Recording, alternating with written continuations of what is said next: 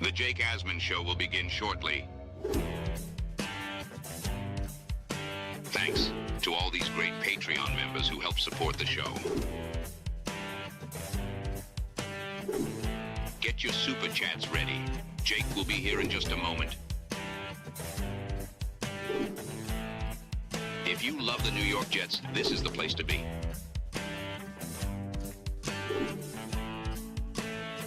And now, the Jake Asman Show. The Duke of Defense. The Jets have a new defensive coordinator. Let's talk about what it means for the team going forward and specifically the head coach. It's the Jake Asman Show, live from Mobile at the Senior Bowl. Let's hit it and get it started. Intro play now. Live from the 2026 Senior Bowl from Hancock Whitney Stadium, Mobile, Alabama, as your New York Jets look for their next superstars. Some of your favorite analysts and special guests will join Jake to break it all down. Get ready, Asmaniacs. It's the Jake Asman Show. Here we go, Jet fans. I am live from the Senior Bowl. You just can't tell. I am live from my Airbnb in Mobile. I watched the first practice of the day with Domsey and Dylan earlier, but I had to leave to go and record our second live stream of the day because the Jets, of course, are always making news. They now have a new defensive coordinator a day after they fired their offensive coordinator. So we'll have some takeaways from the Senior Bowl, some players that stood out on the practice field, mostly on tomorrow's show from Dom and Dylan. But let's talk about the new DC hire. And before we do that, make sure everyone hits the like button and you are subscribed to the channel. And again, thanks to everyone for tuning in for the content this week. I know the picture quality from the Radio Row is terrible. You can blame the Senior Bowl for that one, unfortunately. They wanted $300 a day for hardline internet, and they couldn't even guarantee that we'd be able to get a bunch of prospects to come on the show. So I just didn't think it was worth it. We'll be live from the Super Bowl next week, and we will have great interviews and outstanding internet connection. So don't worry.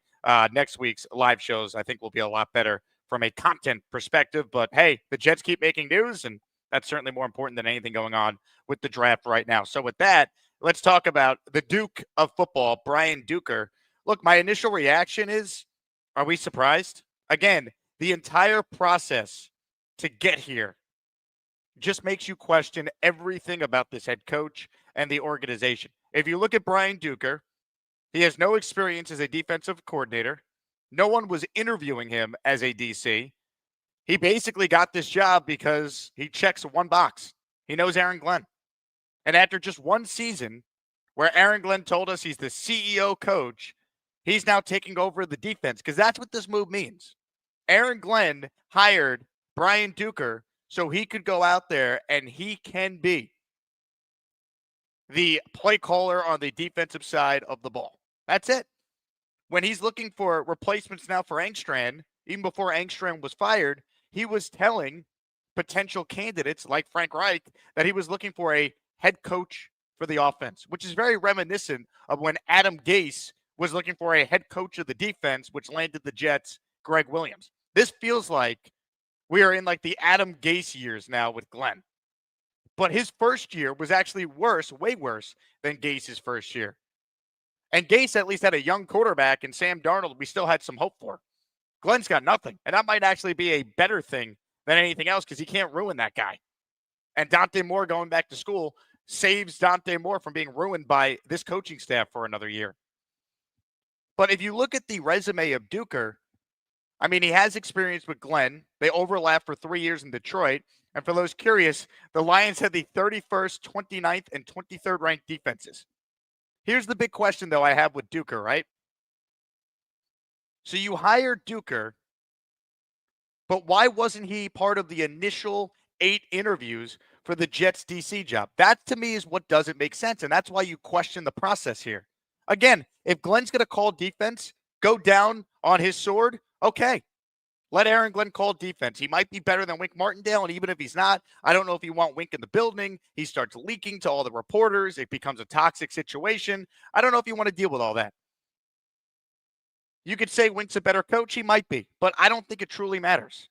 Maybe Woody Johnson said, wait a second, I'm paying Aaron Glenn $12.5 million a year. I've heard 10, I've heard 12. anywhere from 10 to 12.5 million a year. I'm paying Steve Wilkes now to not coach. Why do I have to pay a ton of money to Wink Martindale? Oh, and you want Frank Reich to take over the offense? What exactly do you do, Aaron Glenn? Maybe you should go coach your own unit. So maybe that's how that conversation went. But as everyone can see on their screen who's watching on YouTube, the guy they hired today, Duker, was not initially part of their list of candidates. Now, why is that? Now, some of the guys that the Jets spoke to got jobs elsewhere. But guess what? Why wasn't Duker, if he's highly thought of by Glenn, part of the initial search? They spoke to him over Zoom yesterday, and now he's hired today. You got to question the process. Again, if this was their plan all along for Glenn to call the defense and they operated as such, that would be one thing. But the reason why Jet fans are just scratching their head and they're skeptical is this was not their plan. You interview Jim Leonard because Jim Leonard's going to call your defense. You interview Wink Martindale because Wink is going to take the job to be the DC who's going to call the defense. Now, all of a sudden, Glenn is calling the defense. So now you pivot to Brian Duker. Okay. I mean, look, Glenn's going to call the defense. That's all you need to know about his role, right? You don't hire Brian Duker to give him a chance to run the show. Glenn's going to be more involved. And Frank Reich, in all likelihood, will be the offensive coordinator, and they'll sink or swim with his play calling because, Glenn's not going to have any input or any impact on the offensive side of the ball. It just feels like this remains a sinking ship, does it not? It just feels like this is a season that already feels over, and it has not even come close to even starting. That's the feeling right now with the Jets, is it not? They're being rejected by John Gruden, which Craig Carton I saw confirmed that it was Aaron Glenn calling Gruden. It wasn't just Woody through back channels calling Gruden. No one wants to take these jobs. That's why you end up with Glenn having to call the defense. And that's why you end up with Frank Reich, who's considering retirement before Andrew Luck called him to go, coach Stanford on an intern basis. Now you end up in this situation where this coaching staff has Glenn calling the plays on defense and probably Frank Reich on offense. I don't know how that could excite any Jet fan. How does this give you any confidence? Again, let's backtrack here. Let's start from the beginning of this process. Because again, the head coach told us we have a plan, but obviously you don't. And that's why you should question everything with this head coach, because there is no plan. He said, trust me, have faith. How could you? And I know it's hard to say, just trust me, have faith in what we're doing. Okay, well, here's what they're doing. The Jets on January 16th conducted 8 interviews virtually with defensive coordinator candidates. And again, Duker was not one of them. He interviewed yesterday over Zoom. And I know Glenn knows him, but don't you want to at least meet with the guy in person, really get to know him before you just make him your DC? You're that desperate to get a DC at this point. You're just like, yep, take the job, please. I'm going to basically be doing anything anyway. And what kind of candidate would even want the job at that point? Again, no one was interviewing Brian Duker besides the Jets. If Duker was part of the initial 8, I think we'd be like, okay, well, Glenn's going to take a stronger role in the defense. That makes sense. But the fact that this was so rushed and it just feels like it was just a panic move a day after you interview the guy and you hire him, I don't know how any Jet fan is like thrilled that Brian Duker's here. He's going to help elevate guys. I mean, it's the Glenn show. But again, Aaron Glenn, here's where I get into him. Aaron Glenn was not great in Detroit as a defensive coordinator. I brought up the numbers before, but again, his last year, they were 7th in points per game and 20th in yards per game. In 2023, they were 23rd in each category. In 2022, they were 32nd in yards per game and 30th in points per game. In 2021, they were 29th in yards per game and 31st in points per game. Aaron Glenn has never been an elite defensive coordinator. And the Jets validated that by when they hired Glenn, they said we were looking for a leader and not necessarily a head coach who was all about X's and O's acumen, which is a horrible way to hire in today's NFL when it's all about strategy. But if Glenn's going to be this great leader and CEO coach, then he needs to hire a great staff. And Mike Tannenbaum said that the strength of Glenn will be coaches will want to work for him. He'll hire a great staff. Well, here's the problem. We know that is not true because here we are a year after Aaron Glenn was officially introduced and he fired both his coordinators after a year. And the only other recent example that you could find of a coach firing both coordinators after a year is the worst coach of this generation, Hugh Jackson. The Browns went 1-15 in 2016 and fired both their offensive and defensive coordinators. And then they went 0-16 in 2017. Again, nothing about what we're seeing here is normal. If their process from the beginning was Glenn will be the play caller, that's a plan. But their initial list of candidates did not include this guy. Now, all of a sudden, we interview him yesterday, and now let's hire Duker. And we know Glenn's going to call the defense, but does it feel like the Jets are organized? And that means Glenn now has to go hire a bunch of assistant coaches. Who's taking the job? What good assistant coaches want to work for Aaron Glenn right now? Not to mention, the CEO coach now needs a head coach for the offense. So again, didn't Aaron Glenn say that he's a coach? He's not a defensive coach? Well, now he's calling the defensive plays, and he needs a head coach for offense. I don't know how anyone could sit here and feel good about the process, how we got to this point. I can't sit here and in good faith come up with anything positive right now. Glenn now needs to hire a bunch of new coaches. You're going to turn to Frank Reich, who's had minimum success the last 5 years. The last 2, he's been out of football. He won his only Super Bowl in Philadelphia, where he wasn't the play caller. What are the positives? What can we point to? Again, it feels like we're just sitting here, just waiting to get through 2026. And I'm sitting here, and the NFL offseason hasn't even started yet. The Super Bowl hasn't been played. I'm here in Mobile. The offseason's kind of getting underway, but you still have some teams with head coach openings. And we're talking about 2027 already. Again, like if this was Madden, you just want to hit like the sim button, sim the next season. Let's find out who our coach is in 2027. Let's find out what our avenues to getting a quarterback are at that point with our 3 first-rounders. It's incredibly discouraging. Because, again, if Glenn's plan from the beginning was to call plays on defense, Brian Duker would have been one of the candidates. But they've changed the plan so many times. And, again, people could say, oh, blame Woody for not getting Wink. But Wink would not have been a good hire anyway. It just shows you Glenn has no pull. He has no contacts. Part of the reason he was brought in was that he would hire a great staff, and he would be that CEO coach. But now, a year in, Aaron Glenn has to call the plays on defense, and he has to hire a head coach of the offense. And this guy, as a head coach in year 1, was a disaster in game management decisions and clock management decisions. So now you're putting more on his plate. Do we remember what that did to Jeff Ulbrich when he was the DC and then Saleh got fired and then Ulbrich had to be the DC and the head coach? And what that did to the Jet defense? Is Aaron Glenn equipped to have more responsibility on his plate? That's the question. I doubt he is. And again, I don't know why Woody Johnson didn't just fire him at this point. It would have been a lot easier to get qualified coaches. Someone would take this job. There's 5 first-round picks over the next 2 years.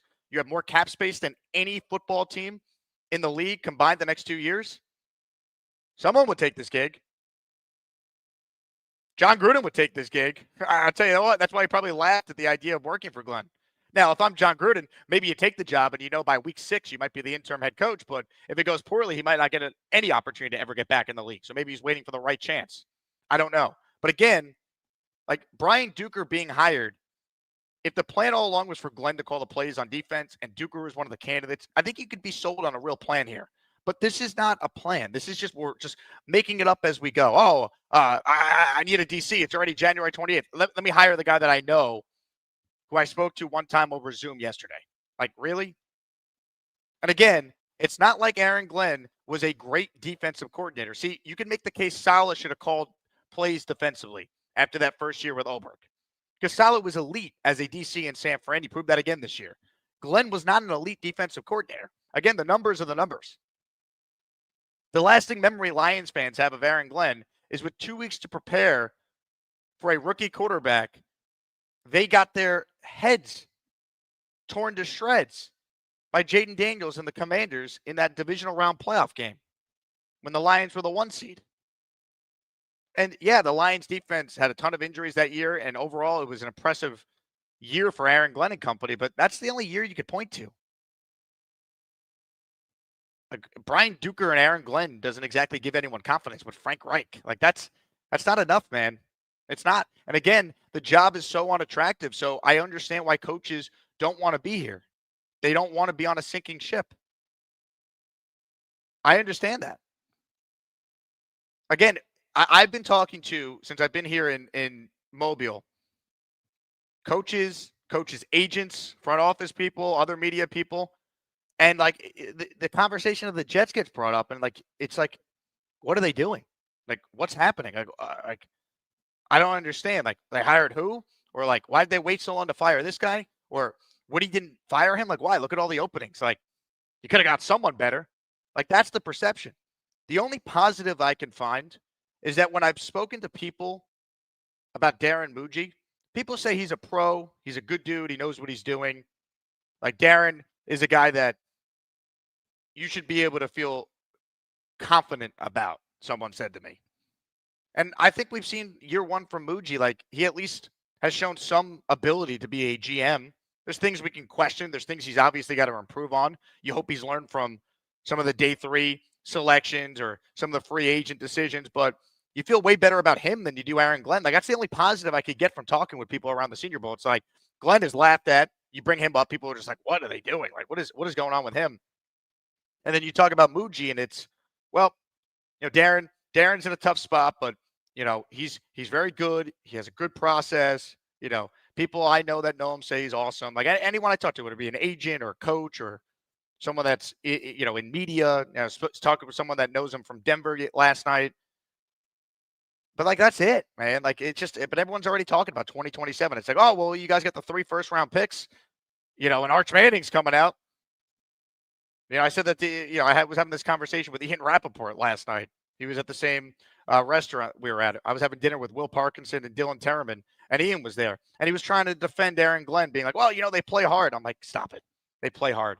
You've already lost when it's like the only positive thing you could say about them is they play hard. That's it. They don't play hard. They lost by an NFL record, 23 points or more the last 5 games of the year.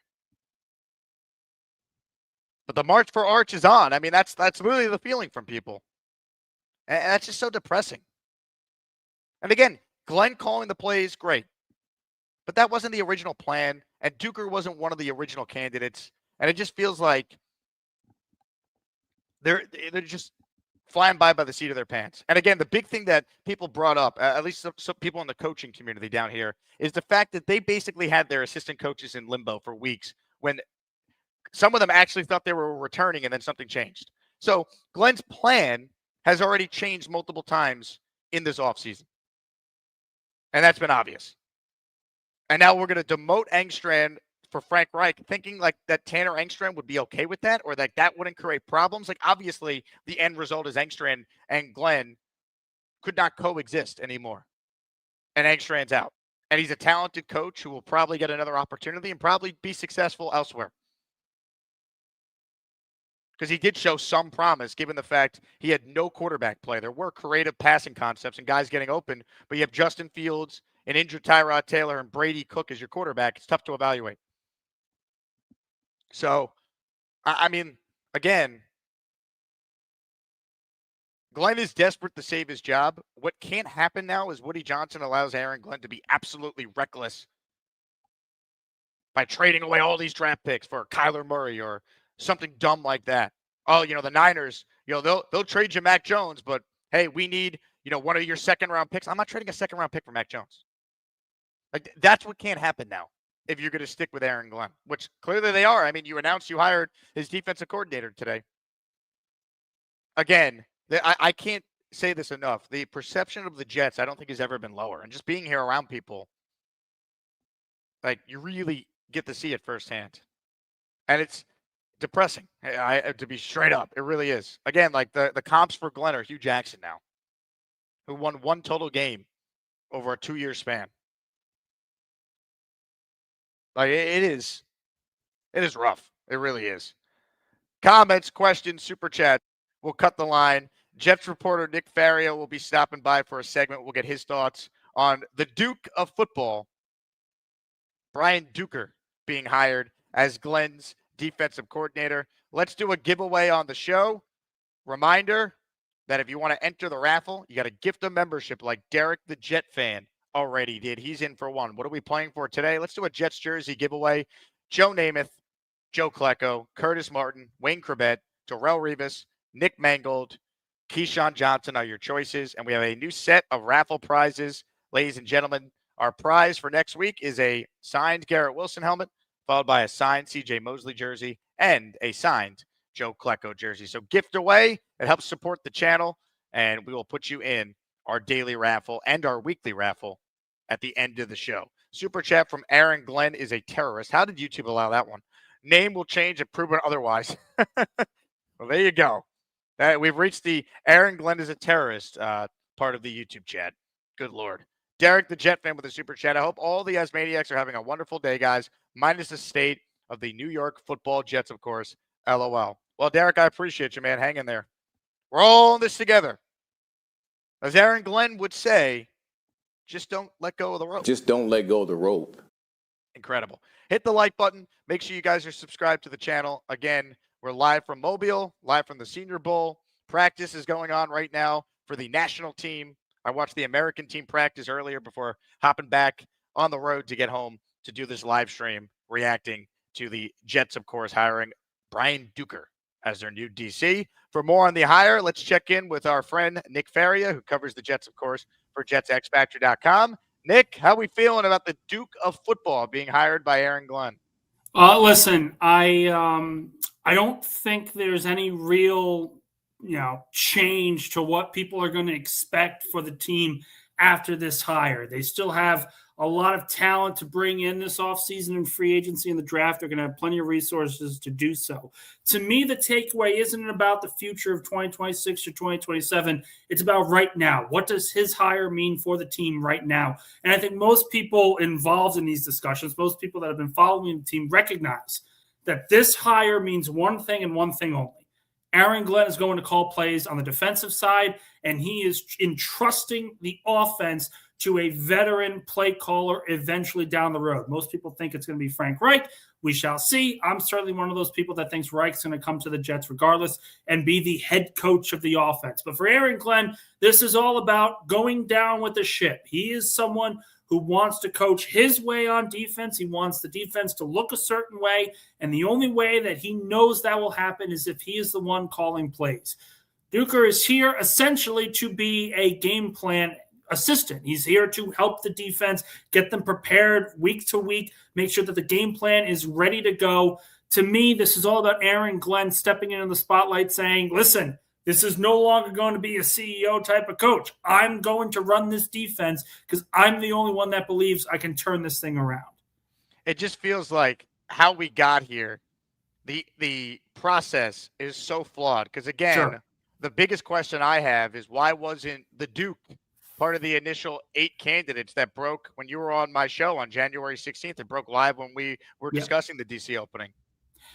I will say, if they went to this process earlier and they said from the very beginning, Aaron Glenn is interested in calling plays, we're going to have half the coordinators that we interview be people that can do that, their own thing, run their own defense, or guys that are inexperienced that may just want to be a part of the game planning process and help out with DC just being a title, not really more of a play calling duty. If they came out and said from the beginning that they are getting a coordinator to assist Glenn who will be calling plays, I think most Jet fans look at this hire a little differently. I think people will say, listen, unconventional pick, doesn't really have experience in this role, but with Aaron Glenn calling plays, we understand it. Aaron Glenn wants someone he can trust to be in this role. The fact that it took as long as it did, and the fact that Wink Martindale had a second interview and was being touted, myself included, as the favorite, it looks like a conjointed, just a discombobulated process of no one's really sure what the plan is. They're kind of uneven of what they want to look like and moving forward. That kind of inconsistency is where the, dude, what are we doing? What kind of hire is this comes into play. Again, Frank Reich and Glenn calling the plays, when a year ago Glenn was lauded as the CEO coach. A strength of his is hiring a great coaching staff. And a year in, he's now having to add more responsibility to his plate, which could complicate his in-game decisions, which already were bad. Follow that one up with having to hire new assistants on defense. And, oh, yeah, when he was calling offensive coaches to add to his staff, he said he was looking for a head coach of the offense. So, again, I asked you this question, Nick. What does Aaron Glenn do well as a head coach? We're going to find out. We're really going to find out. I will say it's not really the end of the world. And I'm going to be quite honest about this. Objectively, it's not the end of the world that Aaron Glenn's going to call plays this year. Robert Saleh, when he was hired by Tennessee, part of that introductory conversation was he wished he had called plays in New York because it felt like it kept him in the game a little bit more ingrained in the overall process. That was something that he mentioned that he wished, if he could turn back time, he did differently. So I don't think it's necessarily a bad thing that Aaron Glenn is going to call the defense anymore. I really don't. And like I said, if this was the plan from the beginning, I think more people would have signed on to this kind of thing, this kind of endeavor. An experienced coach on offense like Reich running the team in 2025 would not have been the end of the world if they knew they didn't have their quarterback and were trying to build that process forward. So really, long story short, Aaron Glenn may get to the right answer here, but he wasted a full year of trust and reliability from the fan base by simply not doing that. If he had brought in these experienced guys before, it changes how he has looked in that first year. Not saying it would have changed the outcome of games, but it certainly would have looked differently in general if he said, listen, I'm going to call plays on defense and I'm going to entrust an offensive mind to help establish a culture on that side of the ball. How do you think he's going to try and explain the fact that he said, I'm a CEO coach, I want to coach the whole team? He said, I'm not a defensive coach, and now he's coaching the defense and is the de facto defensive coordinator. Oh, listen, I think I wrote an article about this, I think last month. And if we look at all the questions that Aaron Glenn answered in his introductory press conference and early in the offseason, compared to those same questions he was asked during the regular season, you're going to see some changes. This is nothing new for Aaron Glenn as a head coach. He will walk back answers that he feels changes from time to time. And again, I'm not sitting here and defending that. That's what we've seen. I wrote an article detailing each particular time Aaron Glenn said something and then walked back those very comments. In fairness to him, in the end of year press conference, he did open the door to potentially calling plays on the defense. This was part of the potential conversation. But you also were thinking that Wink Martindale was going to be the favorite for the job as early as this weekend, as late as this weekend. So there are a lot of things Aaron Glenn is going to have to answer for. The next time we speak to him, I believe, will be at the Combine in Indianapolis. So that's really the first time we'll be able to hear about what exactly this plan, this overall process is. But it's still, listen, it's a wait and see game now. We can sit here and say that he's making a mistake calling plays on defense or bringing in Frank Reich, but the decision has been made, and now we have to wait and see what kind of players are brought in based on these coaching decisions and actually see if he can then end up turning this around. Is Aaron Glenn the head coach of the Jets week 1 of 2027? Can I answer that question more confidently after the draft? I want to see what this team looks like after free agency and after the draft, because there are so many changes that this Jets roster is going to undertake over the next 3 months. They're going to have a new quarterback. They're going to have another receiver. They're going to have more defensive linemen, safety, linebacker help. They're going to look drastically different by this time in May. And that's just being fair. They're going to look different. They have $90 million in cap space. That's not just going to not get spent. They have 4 draft picks within the first 50, 60 overall selections. I don't know if we can make a definitive point and say, well, he's a goner if they end up getting the quarterback they want, or they're able to bolster the defense in a way that changes overall and the scheme doesn't even matter. There's a lot of variables to come into before we make that decision of if he's here or not.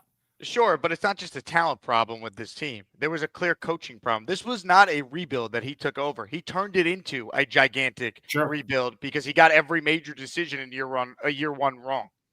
No, I'm not disagreeing with that, but it's also based on he believed, and I think most Jet fans believe, that the talent on the roster was good enough to compete. It's why he took the job. And then when he realized that the roster actually wasn't that good and wasn't, he made it worse. His coaching made it worse. Quincy Williams didn't just forget how to play football, for example. Yeah, but they also then traded Sauce, and they traded, and they were 1-7 when they traded Sauce and Quinnen. They started 0-7. And they brought in Justin Fields, and they had no real quality wide receiver outside of Garrett Wilson. And there were a lot of issues on that team. Coaching was a main key part of that. But the biggest issue.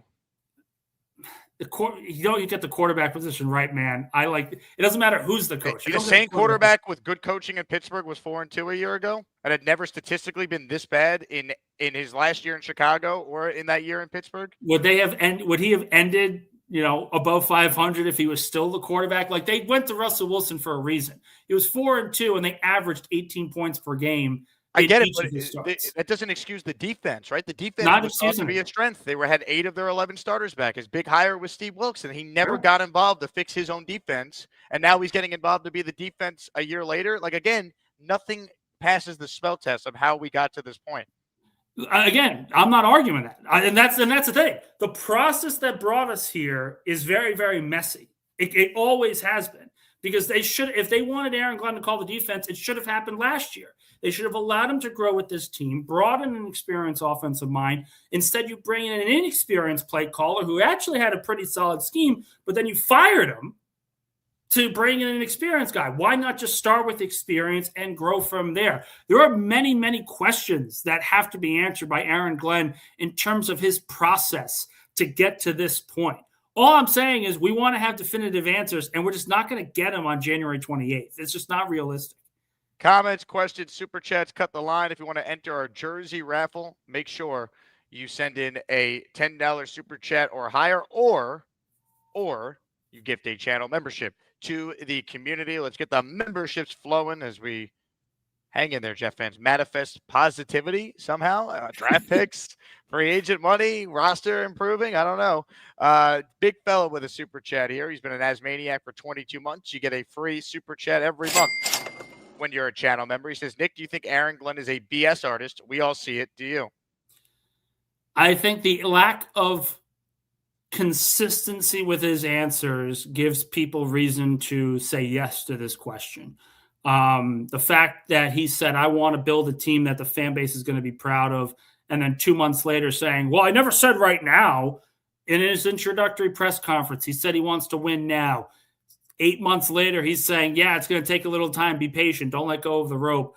The lack of accountability on these answers, the lack of consistency on these answers will absolutely turn away fans, the media, the just overall analysts that cover the team. He has done himself no favors up until this point with the way he's talked to people, the way he's expected, just blind loyalty from everyone around him. He has a lot to fix, and I don't know if he's going to. It's not really a yes or no. Yes at this point, but he's got a lot of work to do to rebuild the confidence that some Jet fans had in him this time last year, because there are a lot of problems to fix. He is at the forefront of those issues, and yeah, he's got a lot of work to do. Comments, questions, super chats, cut the line. Carlos Reyes says, Team Nick Faria, Rhode Island, baby. Thank you, sir. This one's from Gator. Does Nick still have the Raiders taking Tim Boyle with the first pick, leaving Mendoza for our beloved coach, Glenn? Yeah, Raiders going to absolutely take Tim Boyle's going to go back into the draft, and the Raiders going to do such great, fantastic work with him. No, listen, again, like I said, Raiders don't have a head coach. I don't think anything is off the table at this point until we know exactly who they're going to hire. There's people that are saying they could go defense.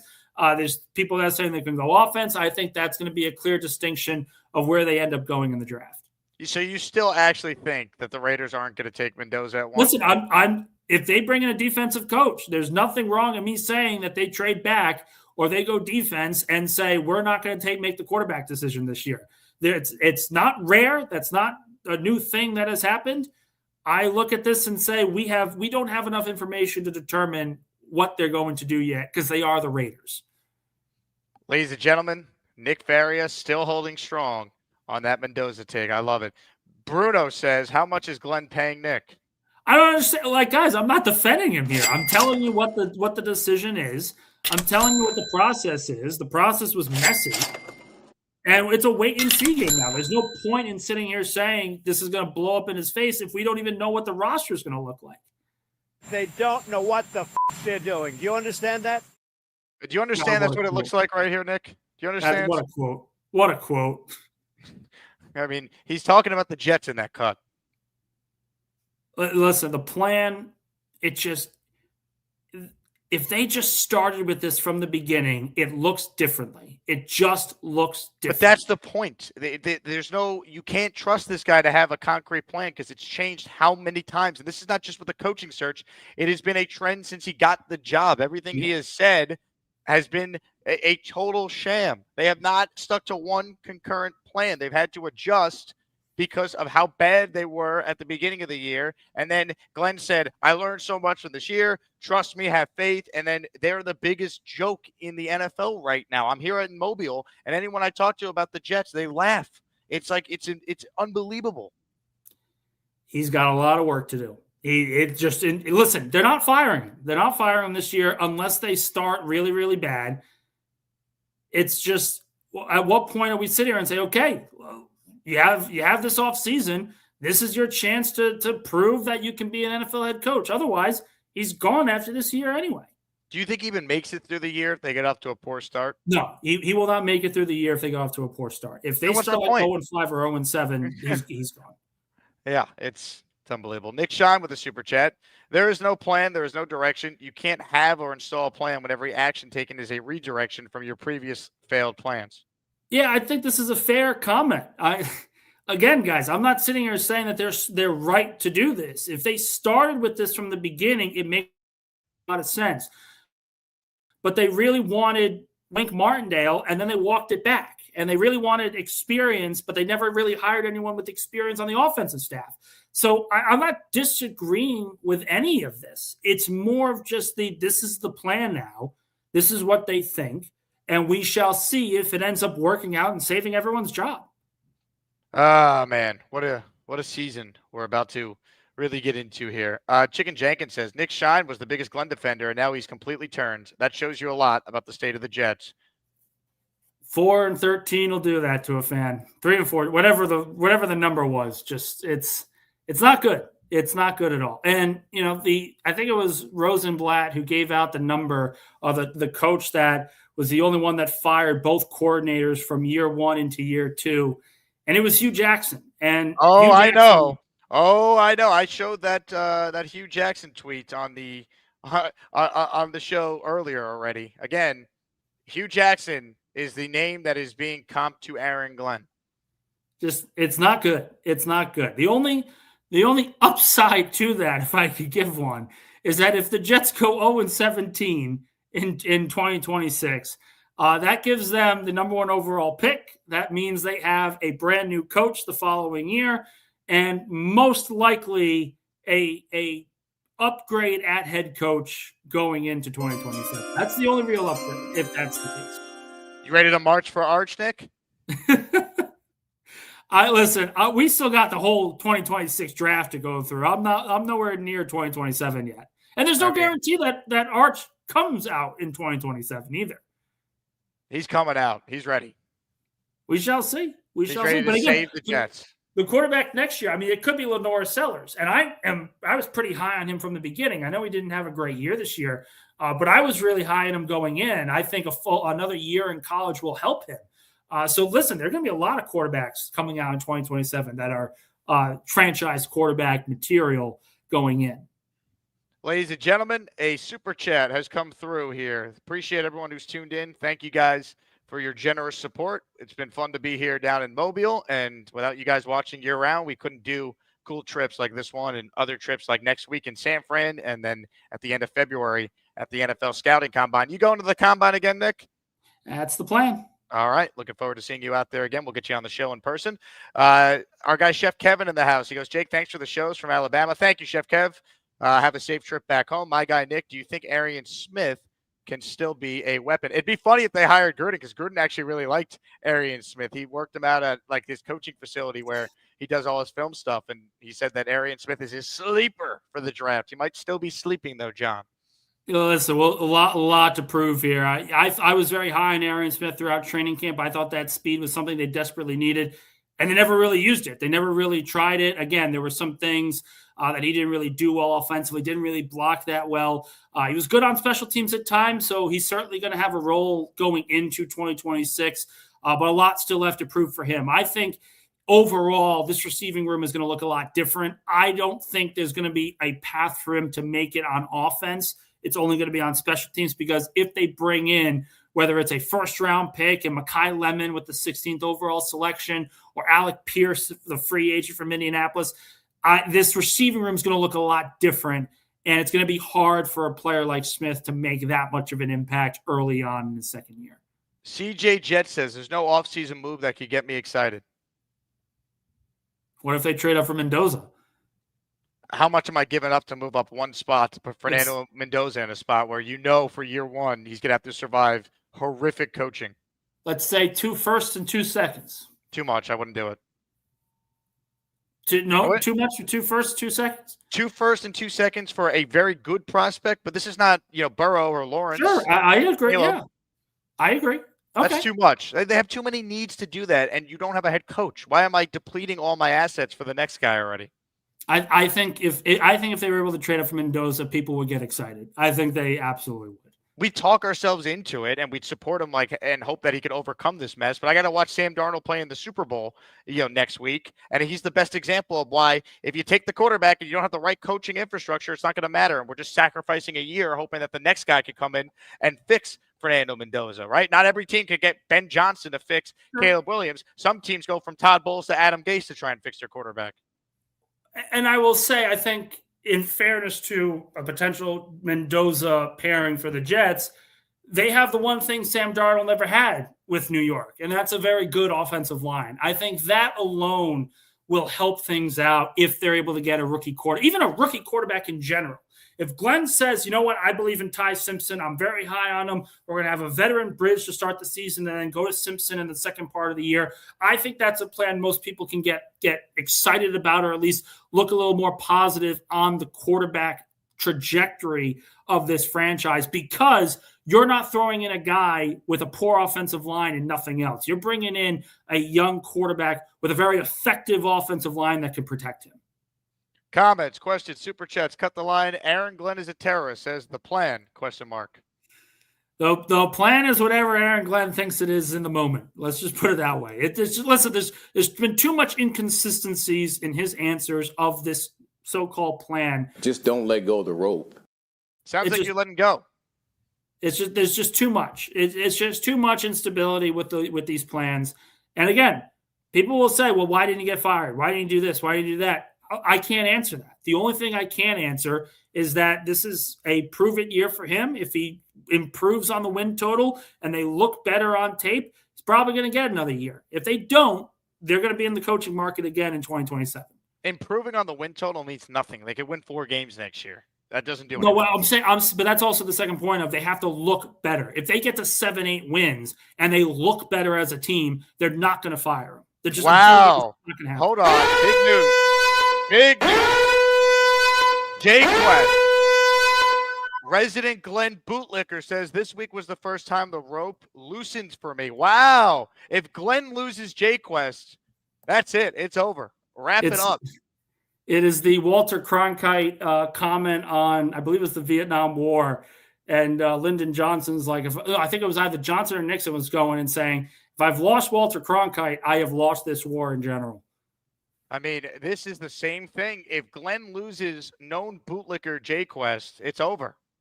I gotta be honest, Jake. I thought it was like bigger news. I thought there was a trade coming in. I'm like, oh man, what the hell happened? Giannis, is he getting moved? Is something happening? Look, if you don't think Jay Quest loosening his grip on the rope is a big deal, I don't know what to tell you, Nick. I thought you were an Asmaniac. Couple more for you, then I'll let you run. We got another special guest who will hop on, give his thoughts on this. Mad Team Parent says, if Woody refuses to fire Glenn, you might as well let him run the defense and sync with the ship. And that's exactly what's happening here. Like, Glenn, go down on your sword. We don't need you to pay $3 or $4 million. I don't blame Woody for not wanting to pay $4 million a year to Wink Martindale. So it's a 2-year contract typically for coordinators, probably $8 million for Wink when he's paying Glenn between $10 and $12 million a year, who's also a defensive coach. And Glenn wants to pay big money to get Frank Reich to be the, quote, head coach of his defense or offense, excuse me. Yeah. I don't blame Woody for that. When it's like, what do you do, Aaron Glenn? You're the head coach. We hired you because we were told you'd hired a great staff. now you need after a year to fire everyone, and you want me to pay for all these new guys? Like, I don't blame Woody at all for this one, and he's a terrible owner. But I think he's right here. Glenn should go down calling the defense over. Wink, I'm going to leak everything to the media, which is why they want him in the building, Martindale. Again, I'm going to reiterate the same point I made a couple minutes ago. It is, if they had this plan from the beginning going into last year and they brought in some Lions players, you know, mentioned Alex Anzalone, free agent. I think most people believe he's going to be signed by the Jets this offseason. If they brought in competent Lion assistants and they brought in Lion players, I think the trajectory of this plan looks differently. It just does, because then you're actually growing with the team, with him running said defense and letting the offense go in with one consistent system with an experienced play caller. I think it looks drastically different from year one to year two in terms of the overall outlook for fans and the media.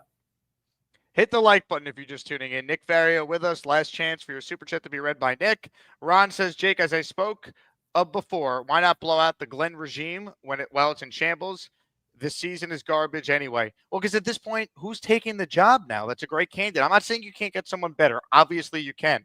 But if you fire him now, don't you just look even more rudderless from an owner perspective? You let Aaron Glenn already announce he's hiring a DC, and then you fire him now? Like, again, the time to fire Aaron Glenn was immediately on Black Monday like every other team does. And I was screaming about it, and everyone knows where I stand on this. And I think even people who were saying, no, give him like a lot of those people are realizing this is a bleep show. There's no plan here. They interviewed a guy over Zoom yesterday to be their DC, their 9th known candidate, when he was not a part of the 8 original candidates on January 16th. And then not even 24 hours later, they make him the DC. Again, there's no plan. Glenn is just flying by the seat of his pants. The Tanner Engstrand debacles, the talk of Mobile, how they treated him, how they treated the assistant coaches. Like, the perception of the Jet organization has never been worse. You fire Glenn now, you look even more rudderless. Just let Glenn take all the slings and arrows. This is what I think Woody's thinking. And we'll get a real head coach in 2027 to coach up our first overall pick or wherever we end up picking with our 3-1s to go with it.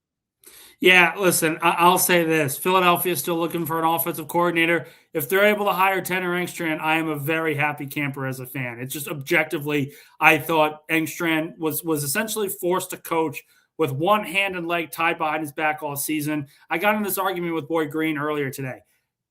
When you don't have a quarterback and you don't have a number 2 receiver and your number 1 wide receiver gets hurt 7 games into the regular season, there should be no expectation for the play caller to do anything really well because he has nothing to work with. So I think the Engstrand thing was an absolute debacle. I was very surprised that they even wanted to get him off of play calling duties in general, because he certainly was not the problem on offense this past year. It's hard for anyone really to determine what the big problem was on that side of the ball when you don't have a quarterback that can throw to an open receiver. So offensively, I think it's an absolute mess. Defensively, I think it looks different if Aaron Glenn just said at the end of your press conference, I'm going to be calling plays on defense. I'm going to bring in a coordinator that can help me with the game planning process and have us prepared from week-to-week basis. I think that just looks differently, but the optics are terrible because they went in such a different direction than they were talking about for weeks. Hit the like button. Thank you to Ron Weiss. You're in the raffle. Frankie says AG has ruined his legacy. Woody gets an F+. I mean, it sucks because Glenn, the player, was awesome, but he's going to be remembered as one of the worst head coaches the Jets have ever employed unless this doesn't magically turn around. I think it's not like a Magic situation because Magic won a title, but Magic was a horrific head coach. You know, you're still going to remember AG fondly for his time as a player, Pro Bowl player, really helped change, you know, the culture of the team with Parcells and that defense. But to me, there's a big difference between being a head coach and a coordinator. The coordinator, there are some people that are just great coordinators and not good head coaches. That could be the case here with Aaron Glenn. There's a lot of questions he needs to answer about this offseason, and this team needs to get an infusion of talent pronto in order for anyone to even feel remotely, competent for this upcoming season. Nick, I will let you run. I appreciate you hopping on, my man. Great job as always. Of course. Thanks, buddy. Nick Faria with us there. Read his work over at jetsxfactor.com. Couple quick super chats. We're going to get to your calls as well. I know a lot of people want to weigh in. I left the Senior Bowl early to come home and be able to do our second long-form live show today because, I mean, the Jets and their coaching news is more important than draft prospects, unfortunately. I was looking forward to really honing in on some of these guys, but I'll get the recap for the second practice today from Dom and Dylan when they get back to our Airbnb here. This one is from Kyle Clifton, who joins our raffle for 2. Thank you, Kyle. If I had a choice between going through all the Victoria's Secret Angels and firing Aaron Glenn, I'd effing fire Aaron Glenn. Incredible. This fan base is down bad, man. This is the worst it's ever been. This is worse than the Gase year. Because the Gase year, there was light at the end of the tunnel. The light at the end of the tunnel is not till after the 2026 season. That's insane. Big fella says at least it wasn't Chris Harris. I do agree. I rather the Duke of football, Brian Duker, than Chris Harris. How could you justify making Chris Harris the permanent DC when he also coached the defensive backs and you had 0 interceptions? Like, if you're going to purge the staff, purge everyone. All right, rising star Chris Harris could go too, but it sounds like he's going to survive because him and Glenn are very close, and he'll be back for another year on this staff. Frankie says, Wink, Engstrand situation, disaster. Woody sucks. Can't argue. Party with Peganardi, super chat in the raffle. Or it's an Asmaniac super chat, I should say. Thank you, Peganardi. Nick, thanks for the reasonable, level-headed take on the poop situation. I also agree. Wait and see is all we could do. Bootlickers, stand up. Peg and Artie, bootlicking. Who wanna lick my boots?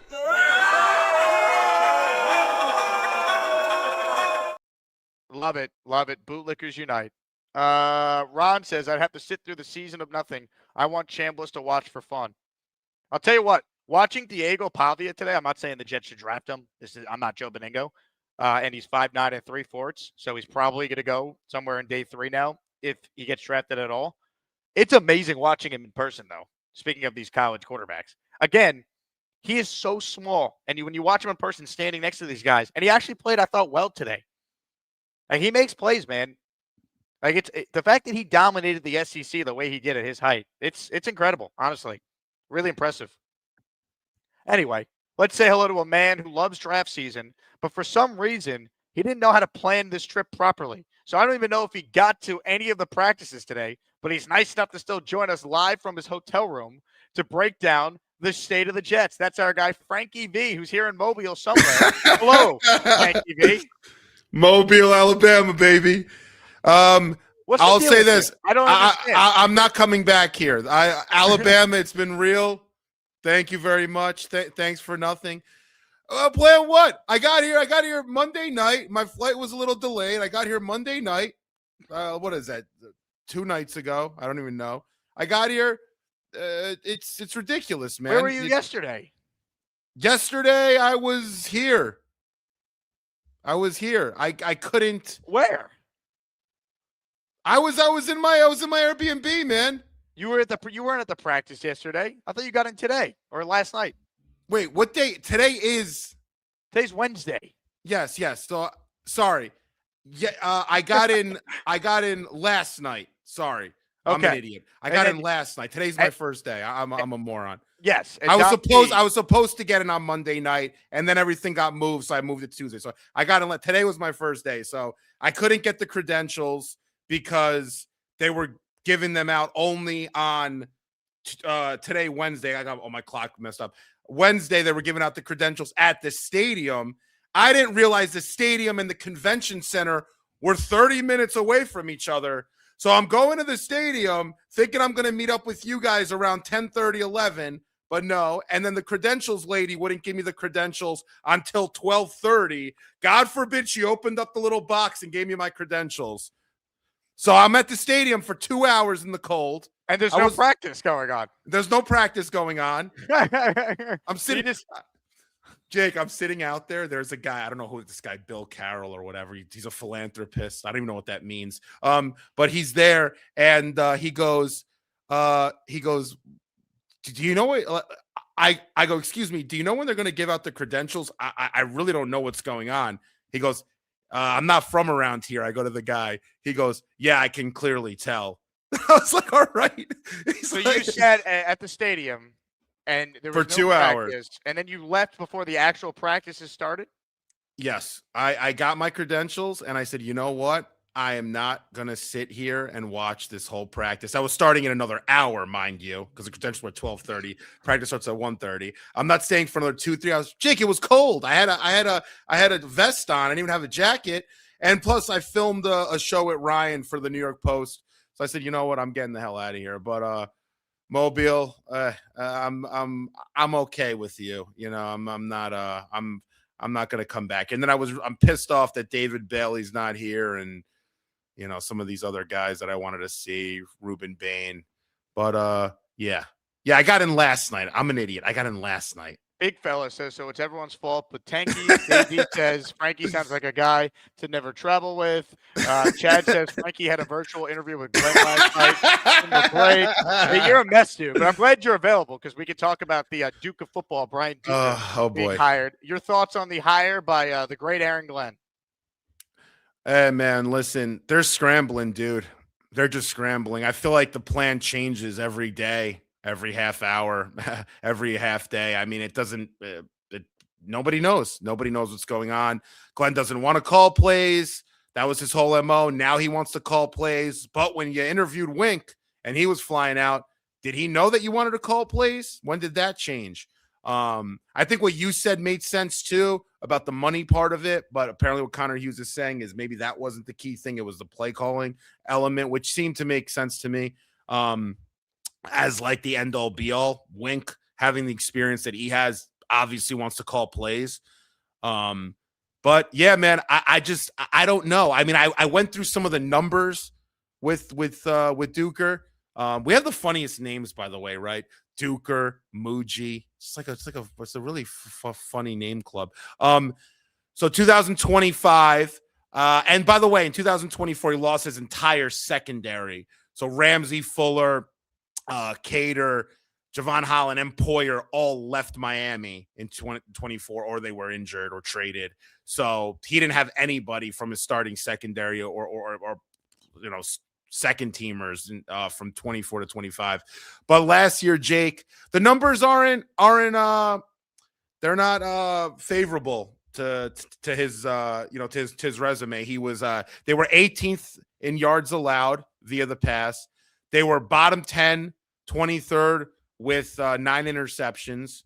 They were bottom 10, 23rd on PFF coverage grade. The year before that was a little bit better. They were 9th in yards allowed. Their secondary. This is Duker at Miami? Yeah, with the Dolphins. They were bottom 10 in interceptions with 10, and they were 25th in PFF grade. So that's all we have, man.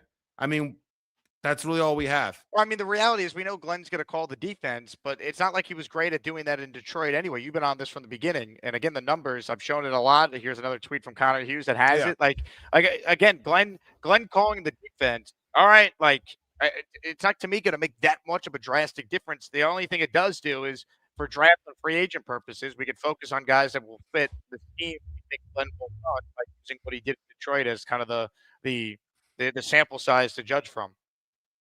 Yeah. I mean, listen, man, you know what my whole issue with this whole thing is? My biggest issue, and I have freaking a million of them. I even cursed on the New York Post today. I was so pissed, and you're not supposed to curse all, that much. I was cursing up a storm.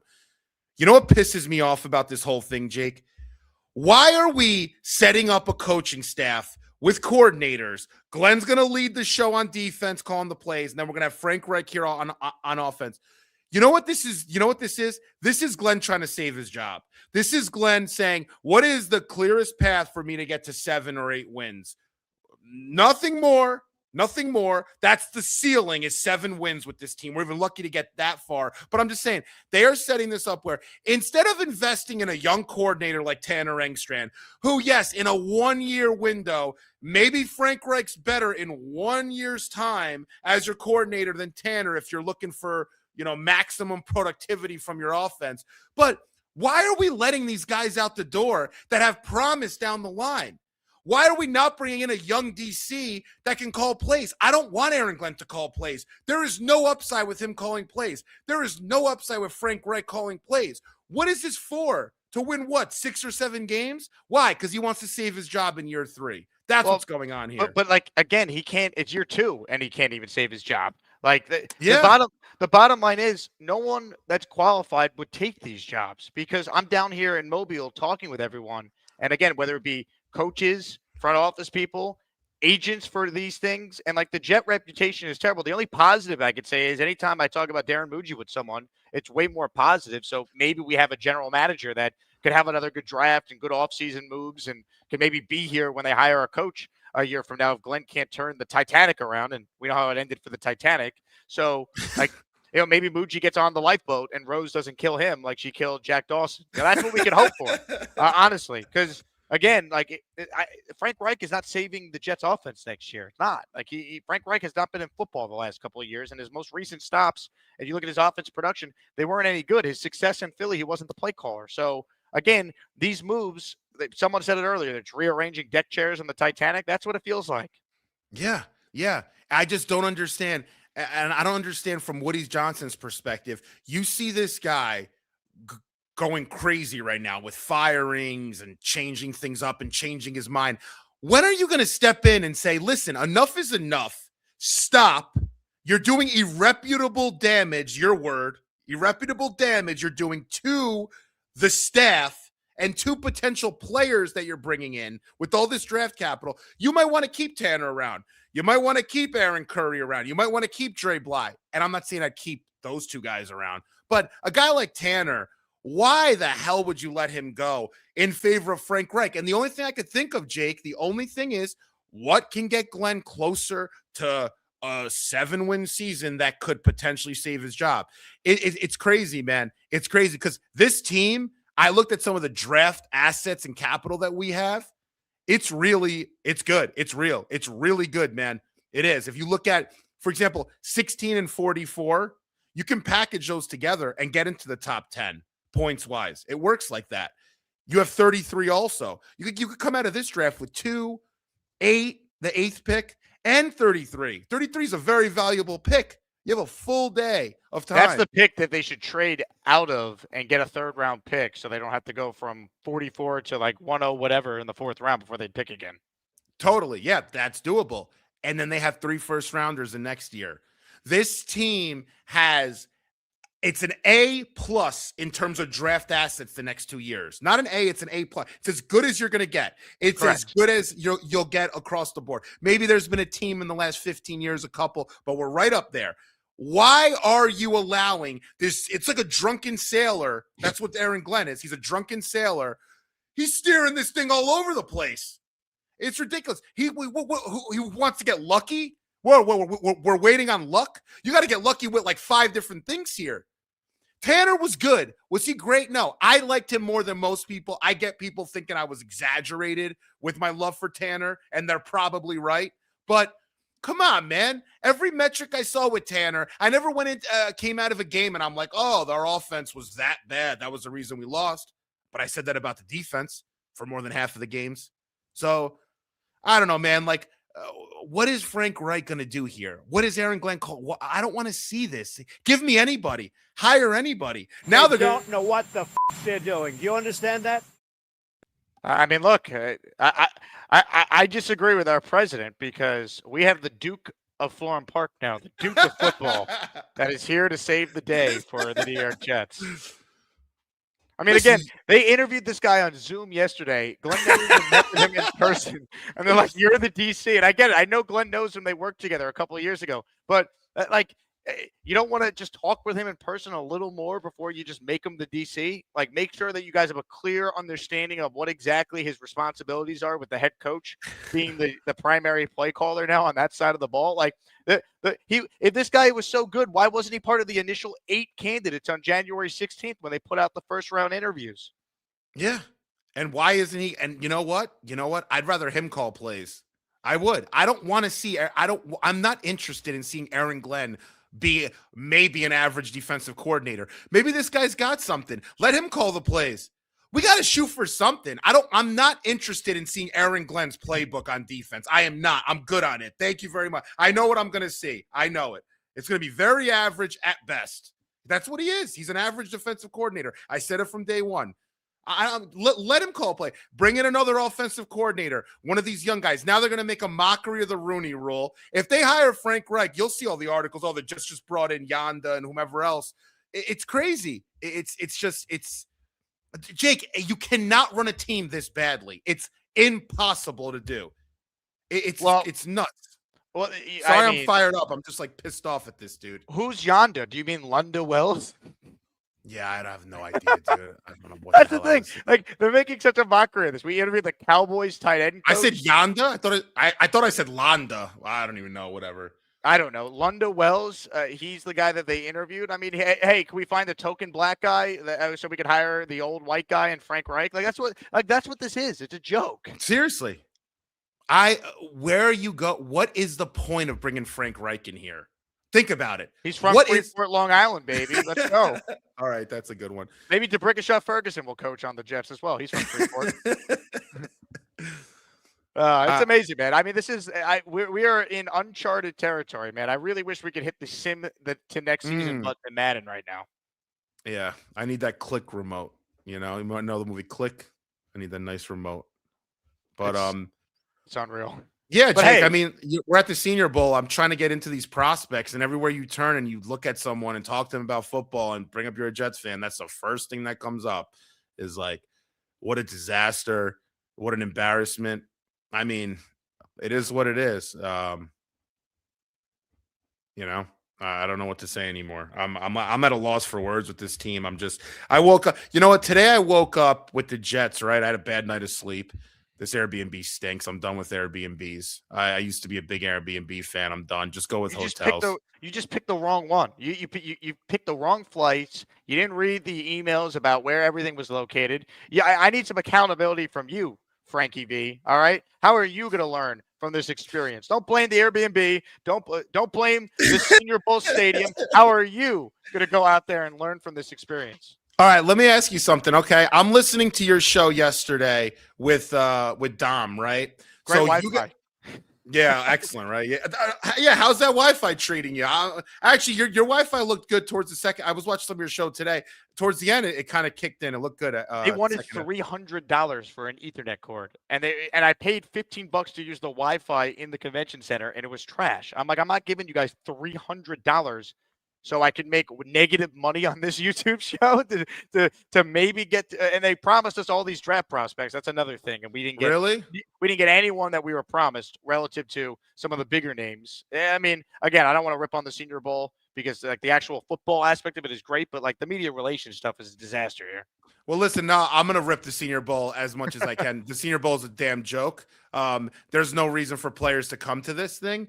Wow. I don't know about that. I'm just talking about the media relations. Things stupid, man. It's just it's a waste of damn time. The city's cool. I like the people here. It's a cool city, but even today they made you wait. I was there at 10:45, 11. They made me wait until 12:30. They're sitting on their fat ass, sitting there, and they can't open up and give me my credentials.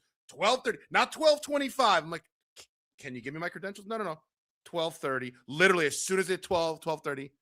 They raise. Okay, cool. You're treating your people really nice. I'm not going to treat you nice. I won't be back here. I'm done with this place. David Bailey and Ruben Bain aren't here. Screw them. I'm waiting in the cold. I'm freezing. You poor thing. Yeah, but you're right. I need to be a little bit more accountable. But Jake, yesterday on your show, I had a lot of coffee today, if you can't tell. On your show yesterday, right? You and Dom were bringing up how you can see the field, but there's a light, so you didn't have the view, right? Like whatever. I thought you guys were seeing the practice field. What field are you guys talking about? I don't think we said field. We saw whatever body of water is right next to where the convention center is. I heard the word. I don't know what field you're referring to. You guys were in the stadium, like looking at the field, doing the show, which, whatever. But yeah, I mean, at least we have the Jets to talk about because the Senior Bowl couldn't find a way to get the prospects to show up here. So, well, hey, it was the travel ultimately. That they had an issue with a lot of people backing out because of the travel. Getting here was tough. Like a lot of people got delayed. Your flight plan, my God. Anyway. Ron Weiss with a super chat. LOL, being the reason Gruden was fired, how did we think he'd want to stand under Glenn? Of course, I'm kidding. Again, John Gruden was never going to take a job working for Aaron Glenn. If you want John Gruden, I think he'd take the job if you said, hey, do you want to be the head coach of the Jets? And I would take him right now over Aaron Glenn. But again, at this point, I think you're going to go into the year with Glenn. In all likelihood, it will go poorly. He will not be the head coach going into next offseason. And at that point, you have to hope with 10 openings this year and a ton the previous year, the Jets are maybe one of only 5 or 6 teams searching for a coach. And at that point, with the resources they would have and maybe some improvements to the roster with picks 2, 16, 33, and 44, plus some free agent moves, that you're a solid landing spot for either the top up-and-coming offensive coach or someone with experience that actually has a clue what they're doing. Yeah, totally. Jake, it's easier said than done, but this is not a complicated process. You have these picks this year, 2, 16, 33, and 44. Package them however you want. You can move up and get really good players. There's no reason you can't come out of this first round if you wanted to with either and pick one of the 3, David Bailey, Reuben Bain, or Arvell Reese. Pick one of the 3. Then pick one of the 3 receivers, Carnell Tate, Mekhi Lemon, or Jordan Tyson. You can get both, and you still have 33, maybe.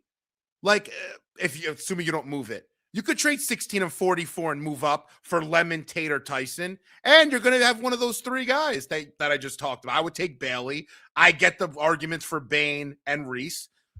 You can come out, and then you have 33. And then you have 3 first-rounders next year. There is no reason this team can't build up a foundation of game-changing players on both sides of the ball. We still have Garrett, obviously. We still have that offensive line that looked really good this year, or looked good. They're going to be really good. We have talent, man. We do, and you can add to that talent. And they're going to make it more. We have the Duke. And as always, we're going to make it more complicated than it has to be. We're going to do stupid things. We play basketball without the height, without the speed, without the athleticism. And we tie one hand behind our back. I know it's hard to say. Just trust me, have faith in what we're doing. You don't have faith in what we're doing? Interviewing a guy yesterday on Zoom and then hiring him 18 hours later? Are you coming out with shirts? Just trust me, bro. I don't even know. I might be the only one to buy one, but I'll buy one. The March for Arch is gone. That's the only shirt that matters these days. Oh, I was going to tell you.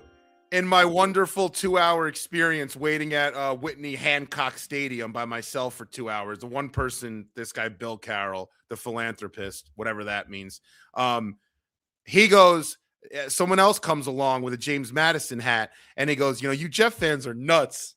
I go, yeah, I know. We're crazy. I'm like, I think that's why, the worse the team is, the crazier we get. I have a feeling that's how it is. It's correlation. He goes, yeah, I saw somebody in the airport with a Tank for Arch shirt on, this maniac. Oh, that was me. Hold on. I go, is it this guy? He goes, yes, that's him. That's him. He goes, was he taking the flight? You were going from Newark to Atlanta? Yep. Yes, it was. Yeah, dude, I was dying.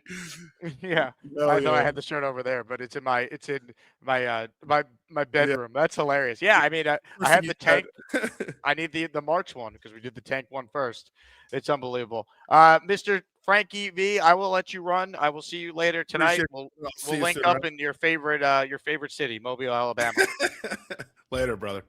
Frankie V from U Stadium with us. All right, I'm going to get to your guys' calls. I appreciate everyone who's been waiting. Let me just get caught up on a couple quick super chats and then right to your calls. Let me say this for those tuning in late.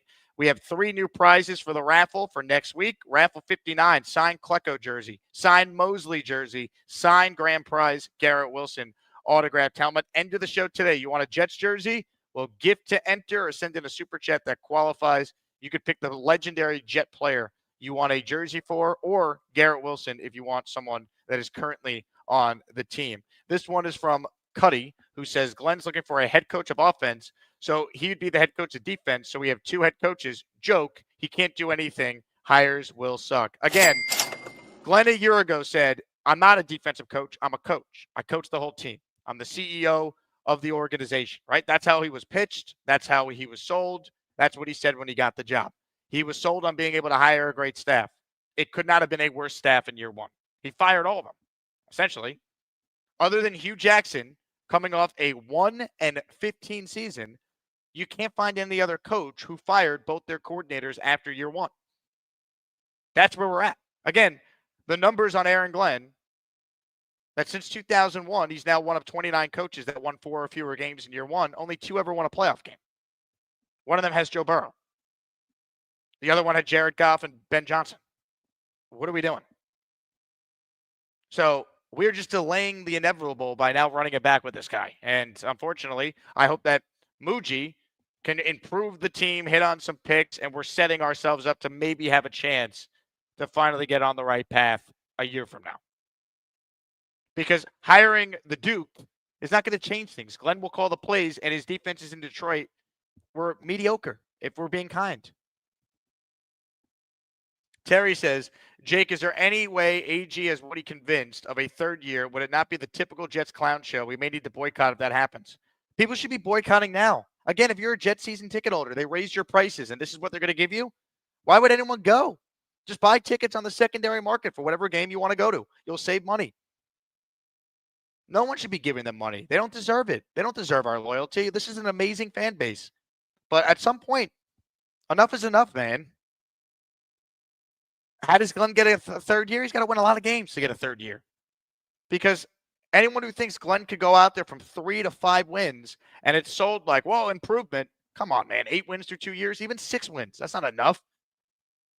And they got to get out to a good start, right? You can't do the Adam Gase of 2019, start 1-7, and then, have a 6-2 second half where you beat mostly bad teams down the stretch to finish 7-9 overall. It can't be that. Like Robert Saleh, again, was not a good head coach. But in year 2, the Jets were 6-3 and 7-4. That's the type of start that Glenn needs to have any chance. Dan, the Jet fan, is in the raffle for 1. Thank you, Dan. Leopold in the house. Can we nickname the new DC Green Day? Because I feel like we have been dookied on again. Come on, man. I love the Duke. I never heard of him till yesterday, like everyone else. But now I love this guy. This is the perfect Aaron Glenn hire for so many reasons. It's amazing. All right, let's get to your calls. Jordan's first. Hey, Jordan. Hey, I got 2 quick takes. Go ahead, Jordan. Can you hear me? I hear you, Jordan. Do you hear me? All right, I do. I have 2 quick takes to give. The first take is Nick Faria. Lots of clown takes, and I'm sorry. I know he's your friend, but like to say you need to wait till after the offseason. Like, we all know how this offseason's going to go. Either they're going to get Alex Alzalone, they're going to get a bunch of scrubs that they overpay for, and, nothing really that great at quarterback. And I don't know why he has to wait to decide. I mean, it's not even really Glenn. It's more Muji who does off-season, planning. I don't know why he needs to wait for that to make a decision to know if Glenn's a bad coach or not, or to be excited for next season. Well, here's the reason. Nick is at the Jet facility during the year. He's attending press conferences.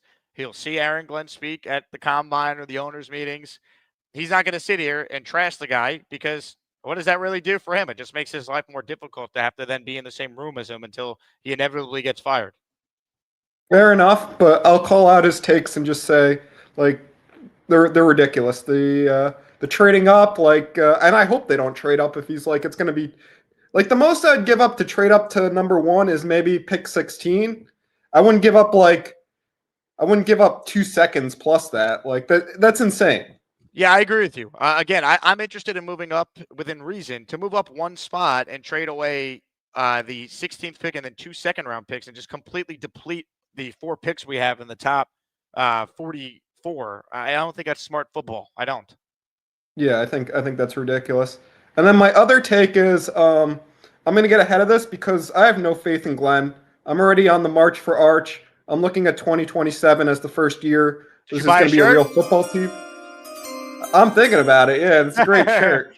Hey, a message. I don't know if you're on my Patreon, but I'll tell you what. If you want to buy a shirt, I'll send you a discount code. All right. All right. But the thing that I wanted to bring up about 2027, probably not going to be a popular take. I don't want Gruden. I think Gruden, he hasn't done anything in 25 years. I think his tenure in Vegas was a disaster. I want nothing to do with him as head coach. There's a bunch of guys I do want. Tomlin, Kevin O'Connell, Clint Kubiak. There's a bunch of guys I'd be okay with, and a bunch of guys who got hired this cycle who I like. The guy who went to the Steelers, who was with Green Bay before, McCarthy. There's plenty of guys I like. I'm not saying that I don't like anyone, but Gruden is one guy I just don't want the Jets to go down that path. And I was watching WFAN, and they were pushing it, and I'm just worried that that's going to be the next head coach, and I think that's going to be a disaster. Yeah, look, again, I think at the end of the day, John Gruden would take the job right now. I don't think a year from now, though, he would make the most sense. If you're just trying to get a better coach, sure. If you want to inject some energy into the fan base, sure, you could hire John Gruden. But a year from now, the Jets hopefully are in position to get one of these top quarterbacks, and they are in position to be an attractive job for Kevin O'Connell, maybe Mike Tomlin, Shane Steichen, Sean McDermott. I like Gruden, but I think we like the personality of Gruden more than we actually like his recent resume when he was a head coach again after 10 years off with the Las Vegas Raiders. Now, to be fair to him, he was 3-2 when he was fired for the email situation, and that team ended up making the playoffs with Rich Bisaccia, who was the interim. So he was starting to build something there. We'll never know what would have happened, but I'd take him now because why not? But I don't know if I'd hire John Gruden over some of these other names you mentioned who could be available. I do agree with you there. Yeah, I agree with you. I like the idea. I like Gruden on Monday Night Football. I don't want him coaching my football team. That's kind of how I feel about Gruden. He might be better. I mean, Glenn's terrible. He might be better than Glenn. I just don't have much faith in Gruden from his recent resume. But that's all I wanted to say. Thanks for the time, and great show. Have you called before, Jordan? A long time ago. We're gonna call. You got to call more, man. I know you waited on hold for a while, but normally it's not that long. We'll get you on quicker in most shows. We don't normally have two guests, so appreciate you waiting. Great call, and call back again soon. All right. All right. Thanks. Bye. It's Jets, Jets. I love Fireman Ed too. All right, I take it back. He loves Fireman Ed. I'm in. Give me Chucky. Just for the year, right? Honestly, if I'm John Gruden, maybe I call back Glenn and be like, you know what? I'll be the OC. You'll be the head coach by week 5. You know? I don't know. New York City restaurant guy. He's next on our show today. What's up, NYC? What's up, guys? How you doing, Jake? So agree completely with the shit show that this has become. But because we're Jets fans and we have to sometimes try to find any positive way to look at it, I was thinking the last few days of how could this possibly be looked at in a good way. And I came up with something, so I'm going to go through it a little bit and let me know what you think. But wanted to start first with the Engstrand thing. Well, before that, any of the antics, I don't care if it had to do with Glenn. I just put it on Woody. Any of the dumb stuff that's the timing of things, I'm going to force all that on Woody because everyone knows he's the worst owner. And whenever that stuff happens, I think that's on him. And I'll leave Woody's stuff with Woody because we're stuck with that, unfortunately. But as it goes for Engstrand, I mean, I think that we're looking at it a little bit more of a recency bias where I think week 5, week 6, we were saying this guy's job was to build an offense for Justin Fields. And he didn't do that at all. He had one naked bootleg against the Steelers. We thought it was going to be awesome. And then he really did nothing. And he got some guys open. And I know Fields was horrible, but at the same time, we were yelling at him for not using Brees on 3rd down. We were, wondering why Isaiah Williams gets one jet sweep and then doesn't get on the field for the next 8 quarters. All these things that were kind of happening. So I don't think that he was totally outside of blame for a lot of that stuff. And even though Reich is a dinosaur, I mean, brought 2 quarterbacks to the playoffs. It was a long time ago, but that kind of goes to the Gruden thing, where at least it's someone who did something with a team in the past that, Wilkes, I think, was one that was having a former head coach in the room, which is the stability that I remember we had said we're all right, Wilkes is whatever, but it's smart for a first-time head coach to put a former head coach on his roster. And he, although had no real good track record, where at least Reich had, the semblance of some good seasons. And then just for the head coaching search, I was going through there's been 7, I was originally same as you. And I think, there's still an argument to be made there 100% that with all these head coaches available, like this was a great year to get rid of Glenn.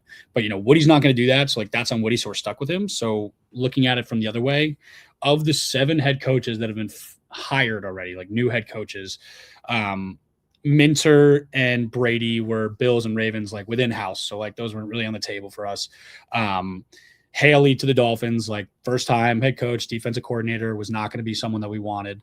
And then Saleh obviously was not going to come back. So between Harbaugh, Stefanski, and McCarthy, I mean, Harbaugh, the team he's going to with the Giants and the control he's getting and all that stuff, I think like the Giants team at least has like a quarterback that they think could be good and like has some good young pieces. The Falcons, I think even more so. I mean, with some of their skill players and stuff, that's just such a better roster than we are. And I think McCarthy going to the Steelers, I think, is so telling because you can't say it's because the Steelers have a good roster, but I think McCarthy's making a move saying, if I'm going to get back into the head coaching career, like I want to go to an organization with stability, which is Pittsburgh. And like, so for him, I don't think the Jets even would have been a thought, which again, it's all hindsight, but then there's 3 teams that still don't have a coach. The Raiders have the number 1 overall pick, have Genty, have Bowers, have all these guys. And then it's really just us, the Browns and the Cardinals. And it's like, whatever head coaches are looking to go to those 3 teams. So I think, well, Todd Monken's now taking the Browns job. Oh, well, there you go. Okay. So that's, and again, they have also multiple first round picks. They don't really have a quarterback either. And like their organization's also a shit show. So that would have maybe been better. But I think, Glenn taking over the defense, I'm kind of happy about it just because I'm like, okay, like we will know very quickly whether or not he can do anything as a head coach because he failed at the things he was supposed to do, which we said we expected because he was a first-time head coach. We didn't expect it to be that bad, obviously, and it got so much worse. And I think, the floor kind of fell out from underneath him, and his personality makes it worse because he talks such a big game and he's so confident all the time. And I think a lot of that combative with the media too. He 100%. He comes across terrible. And I think he did a bit of that to, again, in the mindset of trying to find ways to defend him, which he's indefensible, is like, I think a lot of times, like when Justin Fields had his worst games was when Glenn was the most combative with the media. And I think he purposefully, I'll give him the benefit of the doubt, is like a good head coach, again, which he's not, but a head coach that defends his players is someone that's going to like be the bad guy. So he's not just sitting there, not saying a word while every reporter like loses their mind about the fact that Fields was like inept. But I'm excited to just rip the Band-Aid off. I think him calling the defense is our opportunity this season to rip the Band-Aid off. Woody has already said, I'm not firing him. So we're stuck. So I'm glad that he at least is saying, okay, it makes it easier to fire him because if he fails and the team is still bad, it's like you tried everything. 100%. That's it. You didn't get anything changed. Everything got worse. Here we go. And Woody can then say, I gave this coach 2 years. No one could say I pulled the trigger too quick or I was, I made this crazy move after a year and we look rudderless. It's like, no, we brought in a guy. He failed. We need to move on. We got 3 1s. We have the top pick in the draft. We need to get the right coach for that quarterback we're taking. Like, it's an easy sell, but it's the Jets, so you just never know how any of this will play out and what Woody ultimately will do. Totally. And yeah, I think, all the antics, and again, one thing is, if Muji is Glenn's sidekick, then, at least everyone, as much as Glenn has been the clown show, at least everyone at, the Senior Bowl talking highly of Muji, at least maybe that could be, at least Glenn got that. I don't know if that was like tied to him, but, and again, not in defending him, but just, I'm just hoping this year, and again, it sucks to throw away a year, but at the same time, Frankie V said it where he was like, you know what, like, I feel like Glenn is hiring people like Reich and like doing these things to try to save his job. And I think that's like, can also be looked at as a good thing because he's kind of like, he's no longer just going to sit there and be like, well, we have all these draft picks and I traded these guys. So like, give me a little bit more time. He's saying like, okay, you know what, screw it. Like, I'm going to get rid of the OC and I'm going to try to bring in someone that gives the offensive stability. I'm going to call the defense. And if that works and like, look what I did. Great. And like, if it doesn't, then like, that's an immediate thing you could say. Glenn said, I'm going to try to save this team by calling the defense, and the defense didn't get better. So, like, great, you're fired, you're gone. And I think that, like, think about it too, though. Muji at the end of the season presser said, I expect us to be competitive and respectable, like, right away. Like, I think Muji's trying to say, like, this is obviously not good enough. We should be a lot better. Like, Aaron Glenn, you better show you could do something because I'm about to have all these resources and give you good players. And again, I think the idea that Muji is connected to Glenn no matter what, another good draft for Muji. Who's to say he can't be here assisting in the next head coach? And just like Joe Shane got to stay on and hire Harbaugh, who's to say Darren Muji wouldn't be someone that could survive as well. Muji's the one who gets to talk to ownership during games. He gets to sit with them, and he gets to kind of plant his narrative of how the year's going if the team's losing. And it's like, well, it's because we don't have the coaching. We have the talent. So I can start to see this all kind of being set up, because the thought on Muji is a lot different than the thought on Glenn from talking with people down here the last 3 days. Totally. I think in evaluating Muji, this will be an awesome free agency / draft to really see, what strings he pulls. And I've always been I think trading down is better, and in the draft and stuff, unless there's that guy that you just you can't miss, you love him. And it's just, going through all the free agents this year and stuff. Like, it used to be, if your team's got a good quarterback, you overpay him, you keep him, you do whatever you got to do. Like, the only great quarterbacks, or receivers for that matter, that end up, they either get traded or they leave the team because they're AJ Brown and they're a nightmare in the locker room, or those things. And I just think it's becoming so much more of you got to draft great guys and keep them, because every year, all the top free agents, PFF had a funny article that was the top free agent on every team. And every guy was 34 years old. I'm like, Jesus Christ, we have all this money to spend. And every team's look, if the salary cap keeps going up, we'll pay whatever the hell we got to pay to keep the 24 to 27 year olds who are good. So I just really hope they get the draft right. But yeah, I don't know. It's hard to look at this sometimes. It's always negative when it's the Jets. But I'm just glad, at least going into this year, we're going to know that this is either going to be horrible or there's not. I don't think there's a way for this to be a middle ground. I really think it's going to be clear and obvious the direction. It sucks to throw away another season, but with the 3 draft picks in 2027, and again this year we got screwed with Dante Moore because you can't. No, I think for a new coach to say, hey, at least, with the second pick, there's another really good quarterback, and I think that the second that he went back to school, it was it almost horribly made sense. Okay, fuck it, keep Glenn, because who the hell wants this job right now? And again, there were guys, but versus the other jobs available, I think it was the Raiders are the only draft pick that has any stock necessarily this year, because everyone's okay, there's 3 edges in the top 10 that you could take. There's 3 receivers in the top 10. You could say there's a few corners in the first round. It's there's 1 quarterback, and it's just crazy. I hope to God we don't trade up for someone like Mendoza, just because I don't think we're equipped to handle that, and just brutal. Well said. Good call, NYC. Appreciate you making it. All right. Appreciate it. Thank you. We'll keep it rolling here. Let me get caught up on a couple quick super chats. Again, get in the raffle. Raffle goes towards tonight's dinner fund in Mobile. Getting dinner with Will Parkinson, Dylan Terraman and company tonight. Let's see. All Guild Uprights in. What was Gruden offered? A head coach or something? He was offered a spot on Glenn's staff on offense. Now, it's unclear when they spoke with Gruden, when Glenn called Gruden up and how that conversation went specifically. Because did this call happen a couple of weeks ago when Tanner was still on the staff as the OC in name only, but was not the play caller? Or was this a call that, hey, we're going to make you the OC altogether? I don't know. But Gruden would have been the play caller, right? He would have had the Frank Reich role that Frank Reich in all likelihood is going to get. Once the Jets interview, I believe the rule for the NFL is 2 minority candidates for the coordinator role. They interviewed 1 today. So they need 1 more token minority candidate interview, and then they can hire the great 60-something-year-old white Frank Reich. I mean, the Rooney Rule is just when it's so obvious what's going on, it really is just insulting. The spirit of the rule makes sense, but this is when you get into a situation where it's just dumb. Mars writes, and Aaron Glenn's a liar. He doesn't know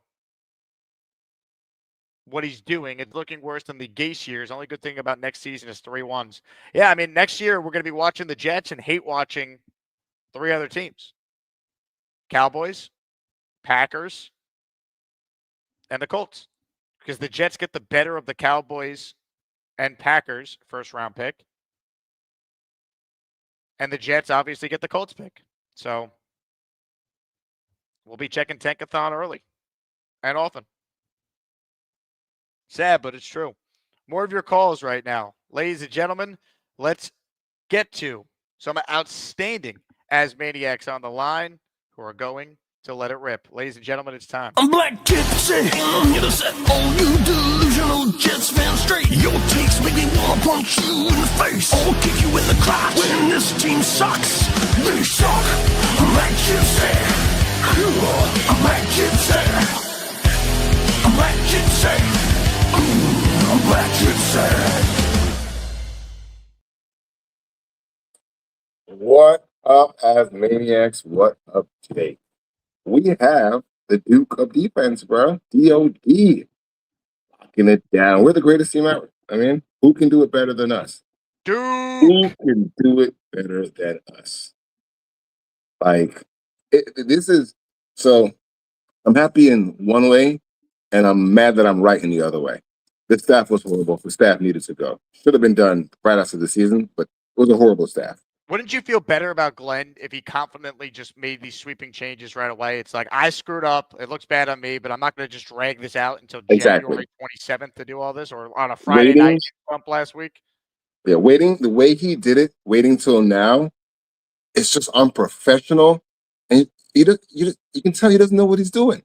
And when you play back his original of him hiring the staff and the salt he put behind it, like, yo, I have never seen a coach look this bad in football. And we've seen the Cleveland coach. This is worse than Lubby. Like, Lubby is on a whole different level than him. Like, and Houston was bad with him. Like, it's the chances of us being good next year. Because here's what I've been watching. I've been a crazy person. I've been watching all the games back to just go over certain things because I have an argument to make that I'm going to present later. But, like, yeah, it's epically bad. And what's funny is if you go back to one of those pressures when he introduces the staff, he says about Wilkes that Wilkes and I will be running a defense that we create together. So Wilkes was running his defense, which is a 3-4, 4-3, cover one type of defense. The Tampa 2, basically, trying to emulate what Tampa did back in the day with Dungy. That's the defense that he's trying to run. A blitz-heavy defense with no disguises, really, that we're just going to overpower you and play cover. Like, that didn't work. So you're not going to go back with a guy that you worked with before when that defense didn't work and try and do it again, because we're not getting a different defense. Like, what we saw this year is the defense we're going to see next year also. Nothing is going to change. It's going to be the same defense with maybe 3-4 tweaks in it now instead of 4-3 all the time. Well, Glenn said we were running the Wilkes defense. They were supposed to blend whatever they both do, and that clearly never happened. It was Wilkes' defense. So there'll be something different. It's not going to be – it will be better by accident. They'll have at least – my bold prediction for the Jets is they'll have at least one interception this upcoming season. And that's better, I guess. Our standard is so low. The bar now is one interception for a good defense.